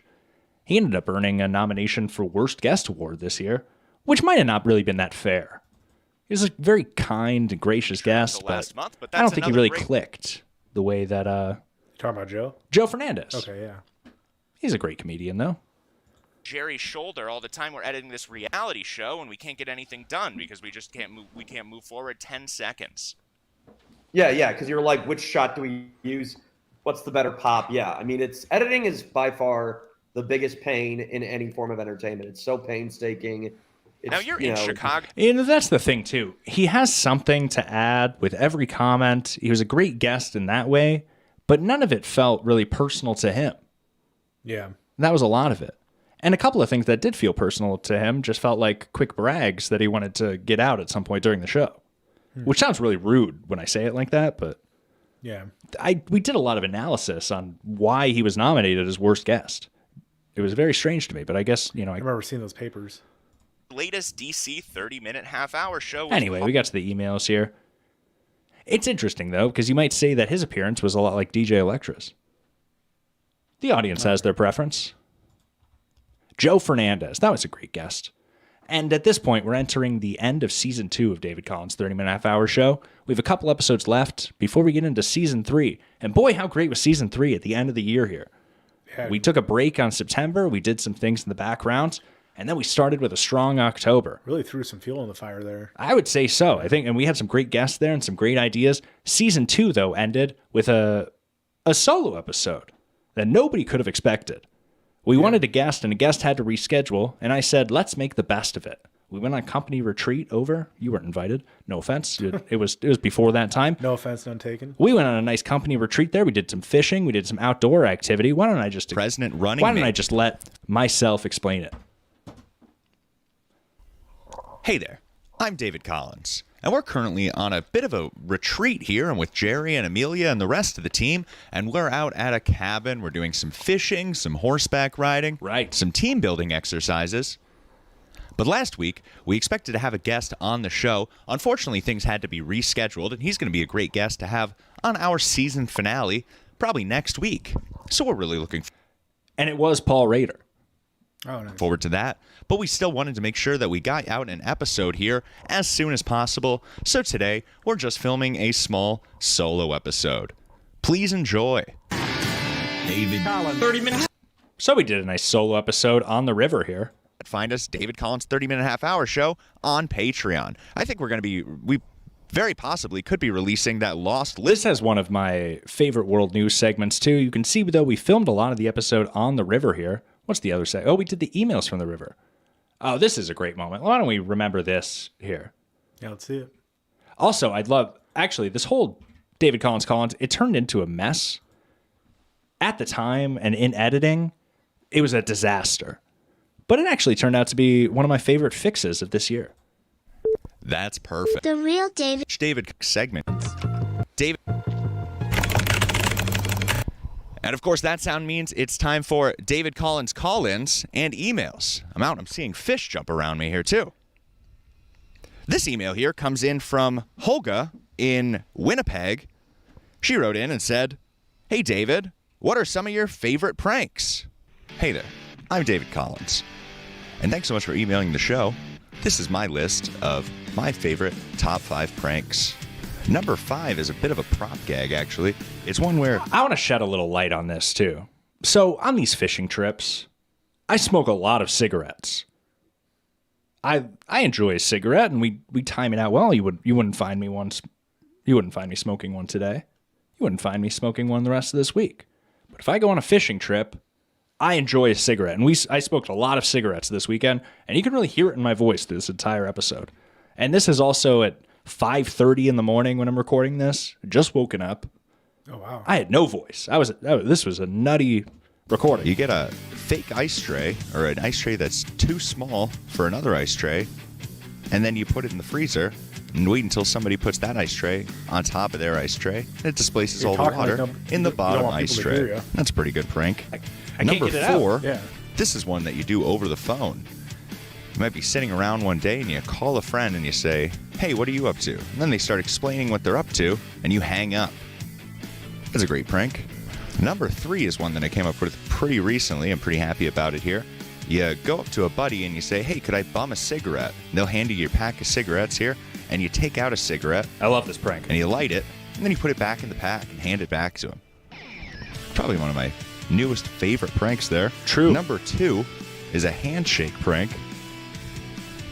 You go to shake somebody's hand, and then you just let your hand fall limp. And number 1 on my top 5 list of pranks this week, you walk up behind somebody and you put your hand in their hood. And then you don't put anything in their hood, and they'll keep checking their hoodie and say, "What did you put in there?" It's a great prank. China163 emailed. So, of course, I love that segment, but what I was trying to tease earlier was this editing disaster. Show and said, "Hey, David." Hey there. This is future David Collins. Apparently, Jerry made some sort of mistake with the microphone here that caused us to lose all the audio from this moment going forward. So I'll just have to read these voicemails over here again. China163 emailed the show and said, "Hey, David." So you'll see this audio it appears to be lining up. This is audio in post. Again. China163 emailed the show and said, "Hey, David, I finally watched that episode with Carl and found something ironic. Your sponsor was read by the Hate Watch podcast. Carl once gave the Hate Watch podcast Cringe of the Week specifically for their ad read. Did you know that?" Well, to answer your question, no, I And then did you can not really know see that. the audio But that's a great thing get off. to point out there. Thanks so much for that email. But for the whole email read, it was lined up. Yeah. It was interesting. But anyway, that was a great episode. 49. It was our second to last episode of season 2. Season 2's finale, some people might disagree with, but I thought, what would be better for a season finale than instead of one of these regular comedians we have on the show, we have on a political commentator. He ended up winning a nomination for worst guest this year. What a lineup there. You know, I saw even basketball coach Steve Kerr spoke last week. Stephen Kerr. What do you think the Republicans call that guy? I mean, I don't know, but hey, you know what? Regardless, I mean, I don't get into my own politics, but Certainly. Thankful for him and Team USA getting us another. And that was the biggest thing about Paul Rader. You'd hope that a political commentator gets a little bit into his own politics. Yeah. We wanted some opinions. And he was an interesting guest, and he enjoyed the show, and he played all the games. You could see it was a 40-minute episode. It was a season finale, of course, but Do you think they're like comedians is like, don't use your bits on air? We try not to use our bits on is the that show? right? He's saving his for his show. Yeah. Do you think that's kind of his deal? Do you think they have the same thing in the political talk world? Maybe. I have no I idea. prefer you not to use your judgments on screen. Oh, is this us talking about the Boston trip? We've had sent on the show and maybe read an email or two. But this week, we asked for season 2 guests to send in some voicemails for the show. We only got a few of them, so I thought we'd just Oh, play. I forgot about this. For our finale, we asked season 2 guests to send in, and we didn't get everything that we hoped for.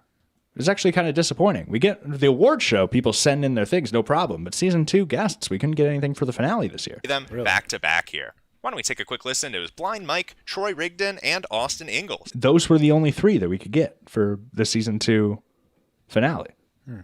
Eric Nagel it wasn't his fault exactly. He had apologized. He tried to follow up. Carl Hamburger, you should have seen me trying to get an acceptance speech out of this guy. Yeah. But anyway, a few people did. Hey there, David Collins 30-minute half-hour show fans. It's your old pal, Blind Mike Geary. You know, David Collins has become one of my favorite podcasters, particularly... Well, we can end it there. That's very nice. Blind Mike Geary and the season 2 finale. So following the season 2 finale, we took a month off. I needed a little break. Yeah. And I worked on a lot of things. There were other things going on in my personal life also. But we did do a lot of recording for the next couple of episodes, or a lot of the preparation, I should say. And even I think this Cosmic Oasis episode was recorded at the end of September. But that was our season 3 premiere. That's the right word. Yes. Our season 3 premiere. We went to Cosmic Oasis Coffee We Shop. went to Janesville in between this, too. Oh, that's right. Why don't we play a little about that? Because we set that up pretty well. Let's just go to the beginning of this Cosmic Oasis Coffee Shop. You know, I've been told, we get a great email. We never read it. Welcome to the David I never read Collins- it on the show. Oh, I'm still just full screened here. Excuse me, everybody. Hello. This was a great compliment. This Cosmic Oasis episode, it's very long. It's very strange. We have some repeat guests. It's a little core to the show. I don't think a lot of new people are going to find this episode and attach themselves to the show. But for people who enjoy David Collins' 30-minute half-hour show and the reality show and things, I think this is a great episode. In fact, I received one compliment. They said this was the best produced episode that we've ever put out. Oh, nice. And I thought that was very kind. What a nightmare. 30-minute too, remember? I don't even want to talk about it. We should have gotten more footage of it. And I regret Both bridges down. I regret Crazy. I regret every week that we didn't post up underneath the bridge and get the footage of we went to the casino instead and lost. Yeah. We did. What a nightmare. Could have seen the whole scene going on, too. Welcome to the David And Collins. that's why I don't want to talk about it. It's embarrassing. Yeah. We turned an opportunity into an embarrassment that I don't want to talk about.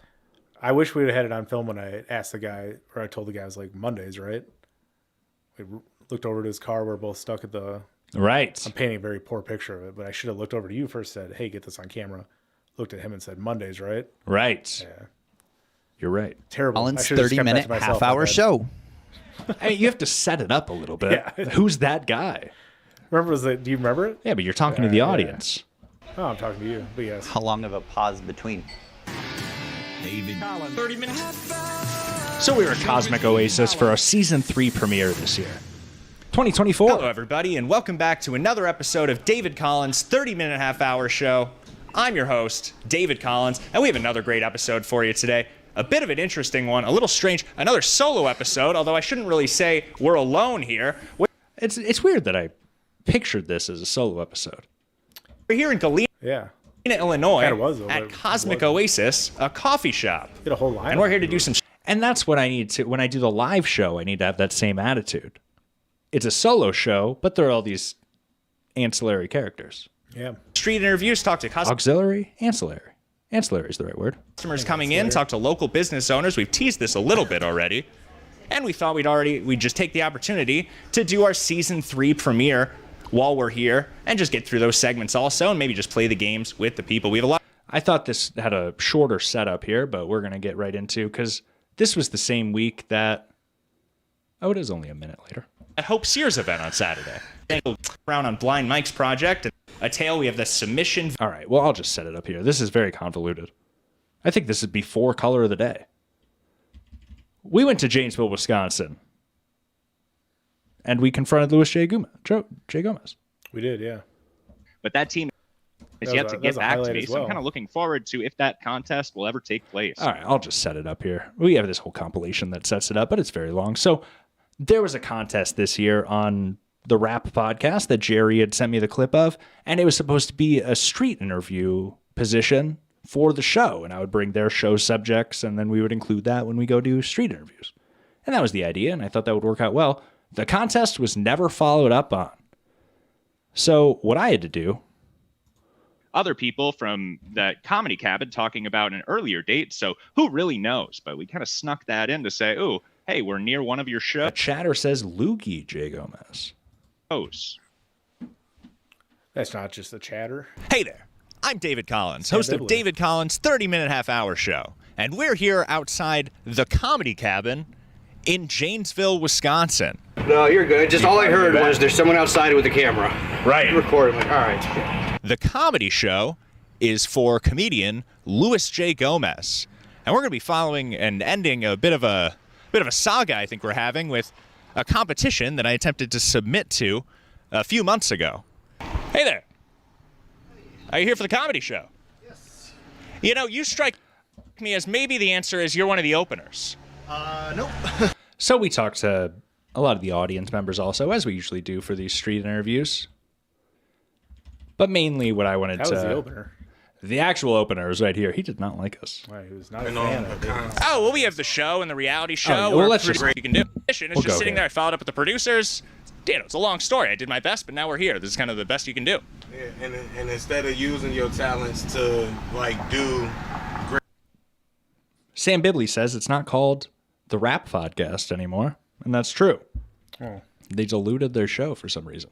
Greater things, you still harping on a concept. Oh, well, we have the show and the reality show. Where we have many I think shows this guy happening needs at to the stay same in his own time. lane. Can I get your time for a minute on your way in? Or right now, if you Not got right now, man. Give me a second. No problem. We're gonna be here all night. So we're out here at the comedy cabin, and we finally saw both the comedians here. They came out into the car, and I couldn't get their attention right away, but maybe we'll be able to get them on the way in here.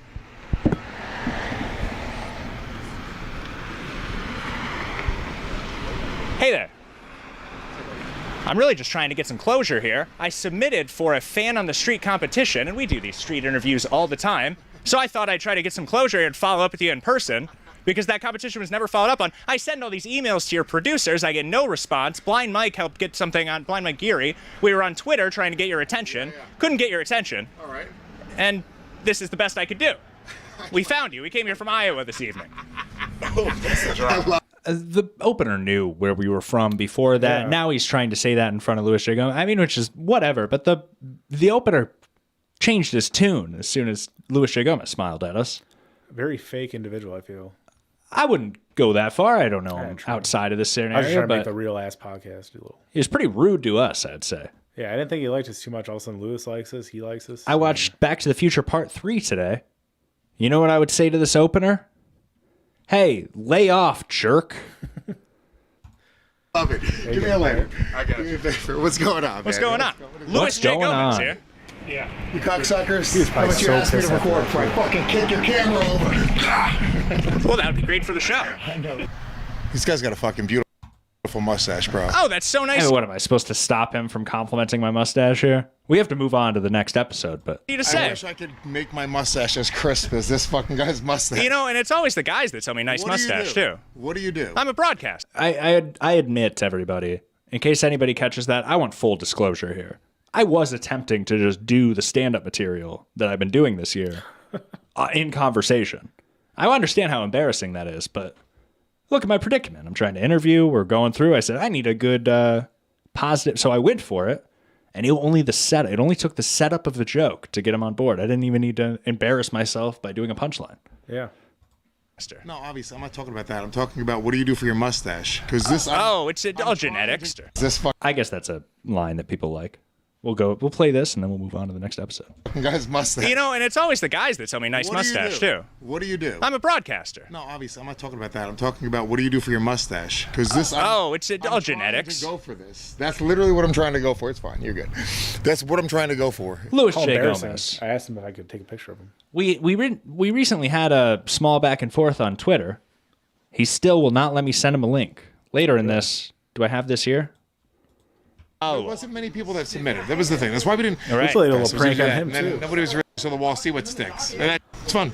I like what you're doing. Here we go. Thank you. Well, you should see the show. We do a lot of different things. Or the reality. Hey, that was show. another Send me a comedian link, that my friend. performed. Oh, well, I think it's impossible to send you anything more. I've already Or the reality show. Send me a link, my friend. Oh, well, I think it's impossible to send you anything. Send me a link, my friend.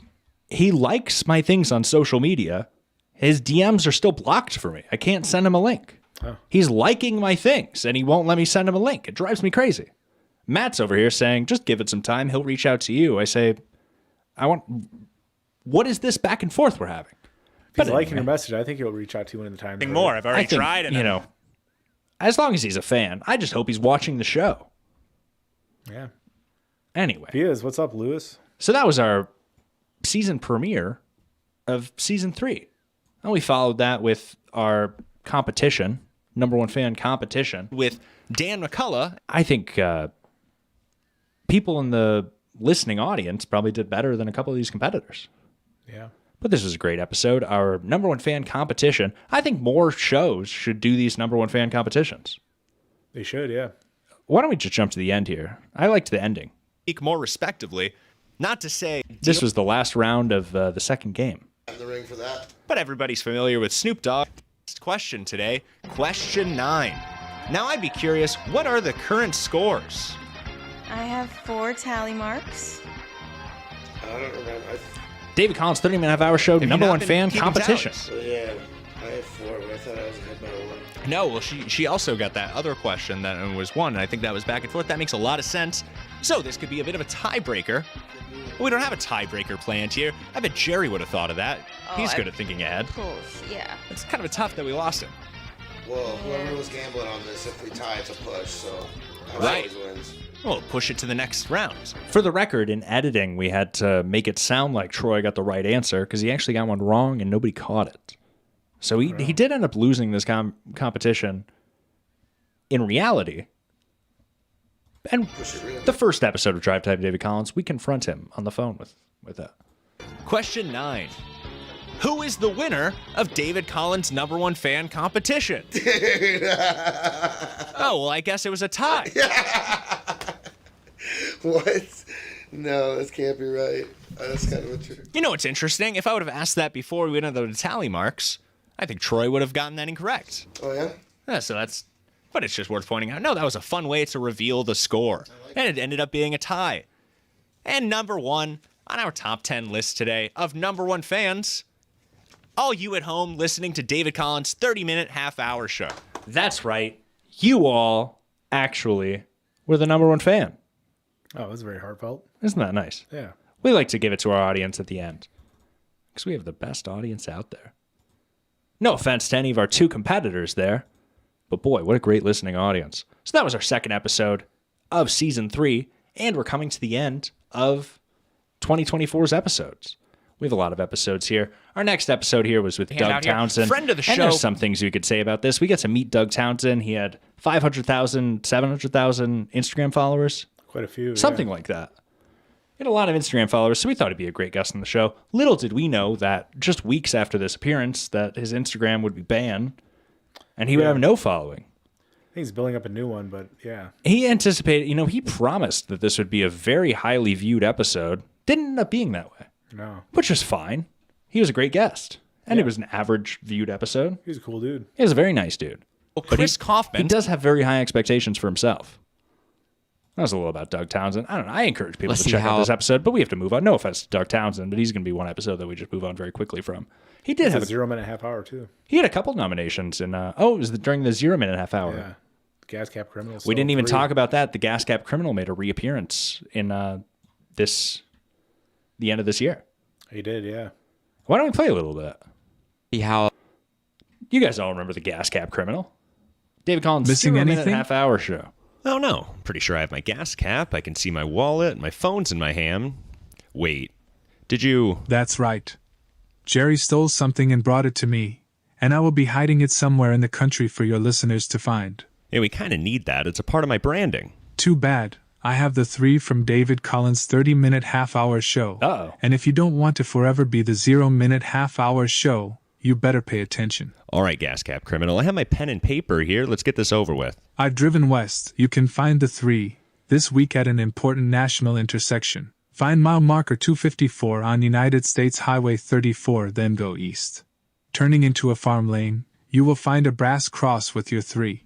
Wait, give me another clue. Good luck. The Gas Cap Criminal has some tough clues, too. If I remember correctly, you and Dan McCullough sat around for 20 minutes trying to figure out one of these riddles once. At least. The Gas Cap Criminal. What a great reappearance that he made, too, with the 0 minute and a half hour show. Yeah, wonder what he's up to. He's probably still hanging out with Jerry. You think they're plotting right now? These guys have no loyalty. So Maybe anyway, they'll turn on each other. Doug Townsend episode. Our next episode was with Ray DeVito. And I'm sure the chatters that wanted to hear about this have already left. But Ray DeVito did come to the Jester's Lounge. You want to talk a little about that? Because you had gone and visited Cleveland before that, and I hooked you up with Ray DeVito so that you could find some Cleveland open mics. Yeah, which he got me on a show there with one of our future guests. Ray DeVito was scheduled because of my relation with Carl and Ray DeVito and other things. I got Delicious, of the production manager of the Jester's Lounge, to book Ray DeVito in Dubuque. So he came to Dubuque, and while he was there, I opened for him. Of course, I hosted the show, and we got an episode of David Collins' 30-minute-and-a-half-hour show before his Friday night appearance of the show. So a lot of people will notice that I'm kind of fumbling here. What I'm looking for is the clip of... So, Ray DeVito, we're going to do an episode of David Collins' 30-minute-and-a-half-hour show. And he said, should we play this? You give me a look. No, I'm listening. Okay. Yeah. I don't think this is... Good. He's very strange to me. I'm listening. Yeah. He watches me. We're going to do this episode, and then I'm going to go shower, and then we're going to come back and do the comedy at Jester's Lounge. Mhm. But before all that, about 5 or 6 p.m., we're going to record an episode of David Collins' 30-minute-and-a-half-hour show. So I turn everything on. I say, we're going to get the show started, blah, blah, blah. And as soon as he watches me turn everything on, this happens. Have you done Howard Stern appearances? What? Have you done Howard Stern appearances? No. That's before my time. Howard Stern's not the same show. But, so he started a podcast network, and I was on his podcast. I was the only podcast that made money that wasn't revolved around... I don't know anything about any of this. And I'm the only one to quit. Everyone else kind of got laid off because they weren't making money. I quit just because all they do is torture Stuttering John. Now, here's the deal. It is consensual. They go after Stuttering John, and they try to get I've learned a little fired about from his Stuttering John since all of this, of course, because I've appeared on Who Are the Podcasts. He's very uninteresting to me. All I say is, oh, he looks better than he did last time. I think he's getting healthier. But it is consensual, and they both make money off it. I never participated in that world. So there was a guy that was a fan of mine named Sheckler. He was my number one fan. And We he have loved number one that type of fans. stuff. And then I wonder when if he ever quit- had a Oh, number you one guys had fan a competition. Yeah, he was my number one fan. And then when I I'd like to quit see the that Shuley episode. Network, You ever have a number one fan competition? he started He didn't get to the bottom of it. making videos. I should have asked And here's them the deal. later in the If show. he wants to make videos of me making fun, that's fine. He started, I just mentioned a woman. I feel like Ray DeVito kind of name drops this guy for no reason. He knows I'm recording everything at this point. He just watched me turn everything on. Yeah. That's the part that I kind of want to skip. His name, they started making videos saying I sexually assault these women. And that's when that's a What's interesting about this clip to me is you can see how uninterested I am in this, and he continues to divulge this information that he insists doesn't want recorded. legal. And I have a lawyer. I can't talk about that, but that's going to I'm barely listening. He watched that I just pushed record on everything. be, I got to press charges and stuff. And that's also... Have you calculated damages? Yeah. I've there's corporate shows I've not gotten. Oh, that holds up. Somebody just called you out in the chat for scrolling on X. Yeah. That's the tough thing, is prove damages. Yeah. That's what everybody so, says. I can prove damages, and not only can I prove damages, the other thing, this... Oh, I got to go back. Not gotten. Oh, that holds up. Yeah. That's the tough thing, you can prove damages. Yeah. That's what everybody so, says. I can prove damages, and not only can I prove damages, the other thing, this guy wants to keep his identity hidden. Well, there's... Oh, his name's not Franklin. No. He's... He just tells me the real name, which I don't feel comfortable airing. The fact that he just watched me push record on everything and starts saying this out, but I'm not going to. Does come out. Here we go. What do you call it? I'm going to get my story ready, my jokes, and I can do like a 30-minute show, but it'll be on NPR. My friend Ophir is in charge of the moth at NPR. I'll do some stuff with NPR. John Fugelsang is on SiriusXM. He's all into this story. He'll hook me up with the Daily Beat. It'll be a big story. So this guy's name What's the is going story? to be in the news when the lawsuits come out. Interesting. So he's going to, he doesn't think that all this shit's happening. What's the to him. story? that he just targeted cyberbullies, man, target harassment. Like, you can't just make up fictional stories. I can't just make up a story. David Collins sexually assaulted this woman. Well, as a public figure, you have some, I would prove damages. Yeah, but it's also lying like is covered by the First Amendment. That's true. We'll see. It's a little complicated. Yeah, no, you'll have a lot of he's experience a cyberbully, in that. and right now, like, cyberbullying, cyber harassment is a big deal. Like, fucking the left wing's gonna love that shit. Do you know what I mean? Right. Like, Well, that's why you talk to NPR. Yeah, like, they love it because it's like, yeah, you can't just harass people for the fuck of it without there being some type of damages. So I just want to test this one more time here because this was not. You can see my mind's not even. I'm trying to do audio checks. I'm thinking about how this microphone was having issues. He's just divulging this information to nobody. Yeah. Only to my listening audience. Yeah.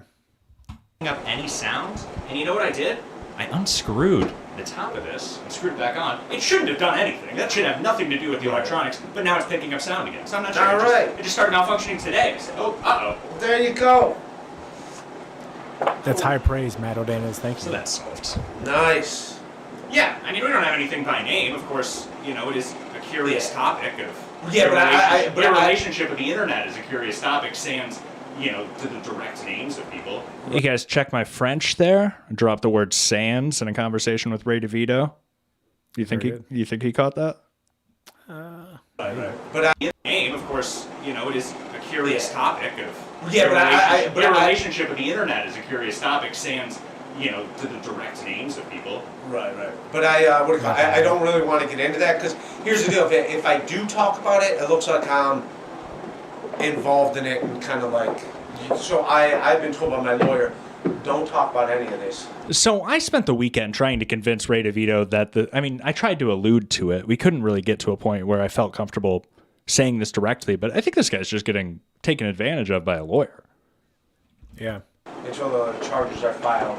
Okay, well, you'll have to tell me if we're crossing a line. Yeah, but I don't think we will. Yeah. I think had you not told me anything, there'd be no concern about that line being crossed. And that's exactly the case. If he just kept his mouth shut, I don't care about any of this. It's curious that he continues to bring it up.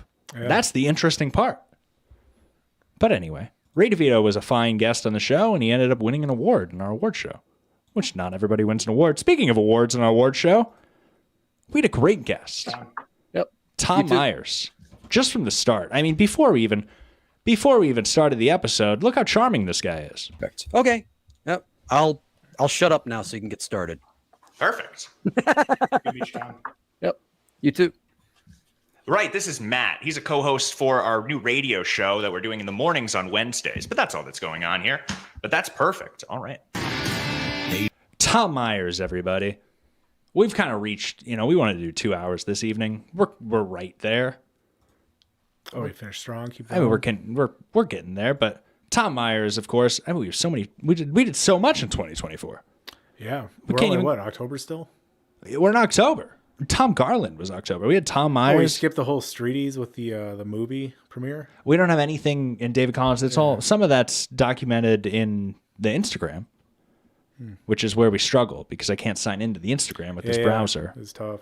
And Instagram doesn't let you watch anything unless you sign in. Oh yeah, it's unreasonable. Tom Garland, everybody, game, and they put out the new one. Like I thought Tom Garland was our first controversy of the year, but having this show and looking back, we've had a lot of controversy. You've had a lot of controversy. We keep things under wrap, but Tom Garland was the most open controversy. Yeah, I sometimes mention the dramas that I'm having behind the scenes, but Tom Garland's our biggest drama in the open for sure. Yeah, there's no question. I mean, look at that. I mean, I don't want to call him rude, but that was funny. This was wow. He almost won an award for best laugh. I'll give him that. Oh, we didn't see that, and that would have been a great thing to cover for World News. It would have been topical since we're going to be talking about it later in the show. But that was Lake Mead. Lake Mead is the largest recreation. Thank you, Dominic. I hope to see your name on Wednesday. Drive Time David Collins every 7:30 a.m. Eastern, often on the Blind Mike Project. Recreation area. It's a lake where I think they're doing jet skiing and fun things like that, and not so much a nature area. Is that accurate? Yeah, probably some jet skiing, probably some dumping of bodies. There was they found people in drums at the bottom of Lake Mead when it dried up. Wow, snare or bass? Why don't we jump into round That was 3? funny. That's the first good joke of this whole show. Round 3. And as I told Tom Garland, I said, our audience isn't going to be happy to hear this. I tried to warn him. Yeah. I said, I swear, people enjoy the show. The guests often enjoy the show. We want you to enjoy the show. Hey, I thought we were pranking him or something. He insisted that we were punking him. Yeah. He used that word, too. I could say, it could be a second person say we're not. We were not doing that. We're not. Well, good luck getting him to hear from you. Yeah. He doesn't.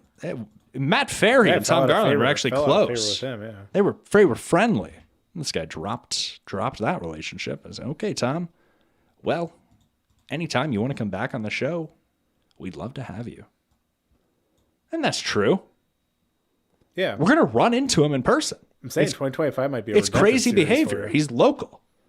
Yeah. Well, We drive the reality show. You had him on the clips. Exactly. I drive all around Iowa. I'm all around. I'm going to run into him. I'm going to say, Tom, I hope you're well. He's going to say, I hope you're well. I said, do we have an issue? I don't know what's going on here. Yeah. It's very gonna be strange public to too. me. It's not going to be a green room meeting either. No, I'm going to There's have no green rooms in Iowa anymore. I'm going to be followed by, I'm like the Beatles when I go out to these open mics too. I'm going to be followed by a bunch of people. I'm going to say Tom Garland. I'm going to have a gang behind me of David Collins Nation. He's going to be uncomfortable. Yeah, hopefully you don't get who's in the Beatles. Harris, we guy wanted to shot? just touch base on this because we had Tom Myers on the show fairly recently. I just hope Sam Bibley or one of these people don't run into him first.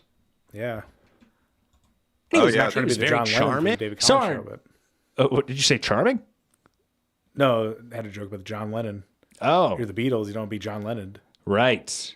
by a fan. I've been former called, fan. People used to call me John Lennon. Oh, really?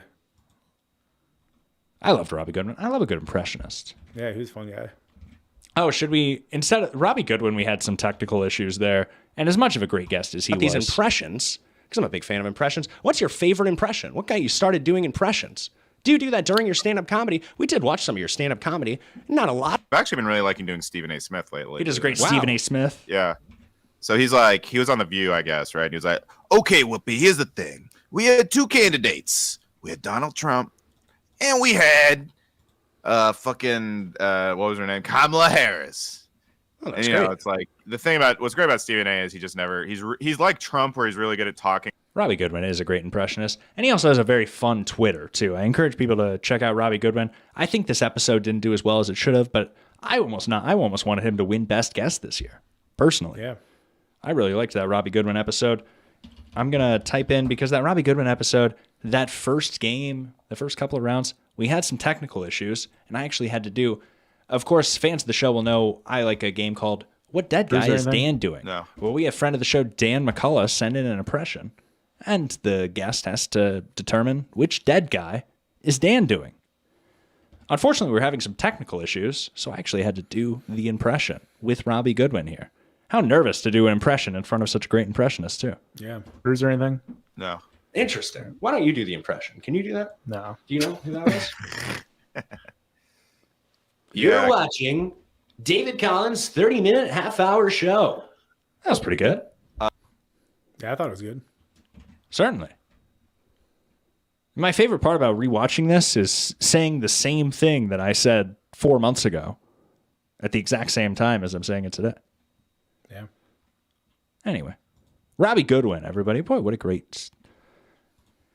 And we're coming to the end of our stream here.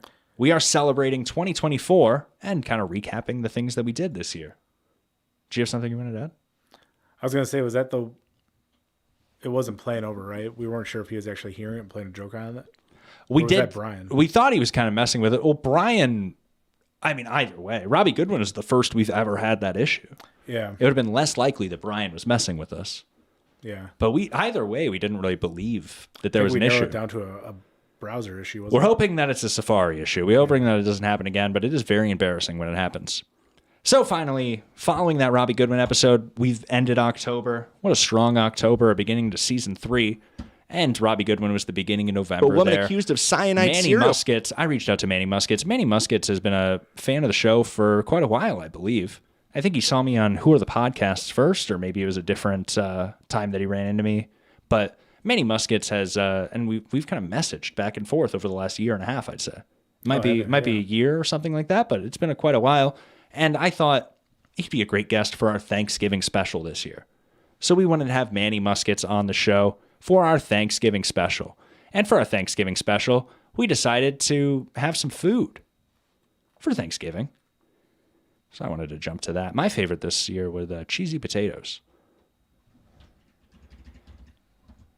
Oh, do they eat yams in Thanksgiving in Africa? Oh, let me go back a little further.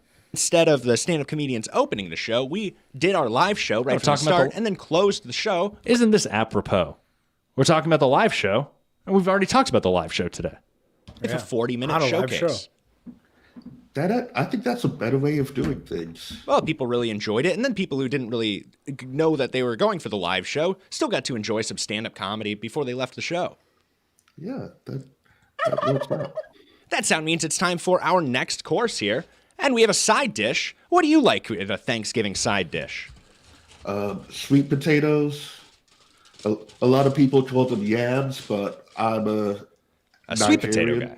Yeah, so in Africa, we have a different plant that we call a yam, so I call them sweet potatoes. Oh, do they eat yams in Thanksgiving in Africa? They don't celebrate Thanksgiving in Africa. We never had Native Americans to slaughter over there. I see, but they don't have any meals or something. You know what I find interesting? Do you think the Vatican, or in Italy, do you think they celebrate Thanksgiving the same time as the Last Supper? I think it's just celebrating a meal. Like our Independence Day is different, I'm sure, but it's a good point. Manny Muskets was a great guest there. He was a fun guy. And now we're getting pretty close to the present. Happy Thanksgiving, too. We're not even too far from Thanksgiving. This is right around the corner. About a month ago. We didn't really do much of a Christmas special this year. Last year, I did a great one with Chris Scopo. Oh, nice. It was a little combo Christmas and New Year, I think. But I thought that was good. Manny Muskets. In between Manny Muskets and the final couple of episodes that we did this year, of course, episode 59 was our last one, and then we'll be doing one tomorrow that maybe it'll get out before the new year. It'll probably be pretty shortly after, though. In between that, though, we went to visit the Madison Card Show, which was fun. So when Drive Time David Collins, of course, we've been doing a card break segment. So I wanted to take the opportunity to learn more about these collectible cards. I just want to cut to a segment that provokes some sort of laugh response here. It's probably a good attitude, right? I think so. Here we go. Last card show was on yesterday, too. Oh, did it happen this month? It did. I wasn't able to. T95. He's my favorite wrestler We all went to the time. Madison Card Show. I wanted to learn more about these collectible cards. We went to a card collecting convention, and I talked to vendors, the promoter, and the organizer of the show and everything. It's just a beautiful card. And customers. How long have you been doing something like this? Since I was 8. Wow. So you build up a full collection and then you kind of get into the business. Yep. That's great. Well, that's kind of cool that it lets anybody kind of access that. There's seems like a lot of kids and people of all ages and all demographics here. Yeah. Yep. Yeah, you can find guys up to 80 and kids 5, 6 years old.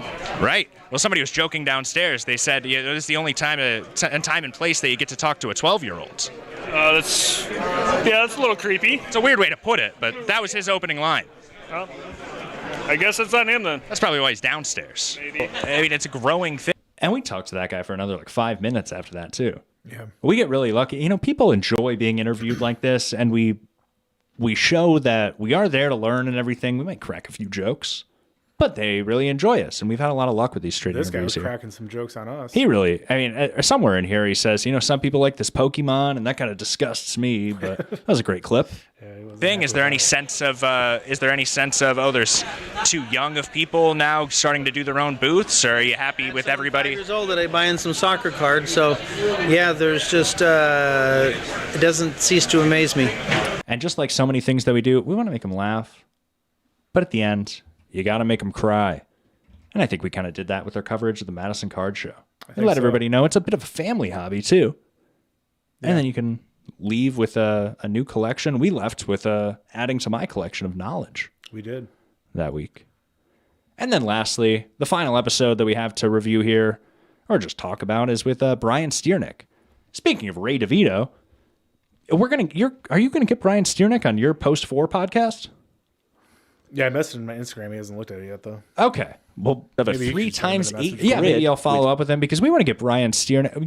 We do David I've got Collins Brian 30-minute hour show. We get to the opportunity to interview these people a little bit, but we don't get a lot of opportunity to talk to these people as much as you might hope. This is our last thing. We're going to listen to this and then we're going to get out of here. So if I can just have a moment here, I bet I have the audio of what we want Matt to talk to Brian Stiernick about.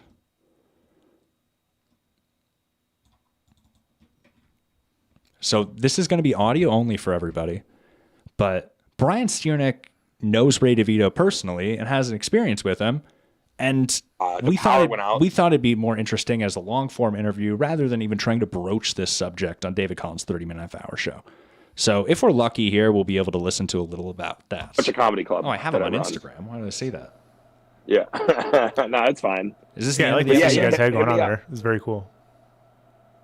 Sorry, what'd you say? The scene you guys had going on there was very cool. Okay, so what we're listening to right now is after the episode has ended. Just so everybody knows, this is not in David Collins' 30-minute-hour show. This is post-episode with Brian Stiernick. Yeah, it was fun. Yeah, Ray DeVito is quite the guy, huh? Ray DeVito, I went on the road with Ray DeVito. It's the first time I went on the road was with Ray DeVito. Oh, no shit. Huh. Yeah, I thought I almost died because he was eating Waffle House while he was driving on the highway. Wow. Was it on I-80? I think it was. I think it was on I-80. You know, some people call him the I-80 killer. Yeah. Do they really? Yeah, he is. It's a long story. So, how fascinating to hear directly from Brian Stiernick on his relationship with Ray DeVito, compared with ours, compared with the internet's, compared to what we've heard. Yeah. He'd be a great guest to have on your show. Ray's got all the on-the-road tricks, too. We were at the gas station. He knew exactly where they kept the extra buns at. Why don't we end with that story here? Can you tell that story a little bit? Can you just... So, you're interacting with Ray DeVito. So, it's before Jester's Lounge. It's before all of this. You're going to Cleveland for some card something or other. And I say, well, if you want to hit an open mic there, I'll text Ray DeVito. I'll get you his phone number, and then you kind of know what open mics are out there. And then you go to Cleveland. You reach out to Ray DeVito. Yeah, so I reached out to him, and then he came up to the Nationals with... he came up to our booth at the National Card Convention. And, he got me on that show with Brian, so that was cool. And then he came up. We followed him around. He did some... talked to some dealers and stuff like that. I don't know if he ever got around to posting all the clips or not. But, he just came back another day. He did a break at our table and stuff like that. So he's a cool dude. And then... what do you want me to get at? The gas station. That's all I thought it would be fun... And then so in Dubuque, I gave him a ride back and stuff. From Oh, that was in Dubuque? I thought you went to the gas station with him in Cleveland. Oh, no, it was in Dubuque. Oh, so this is during the Jester's Lounge thing. You two go to the gas station together for something. Yeah, he knew where the buns for the hot dogs were. It was like under the thing. It was kind of funny. Go on.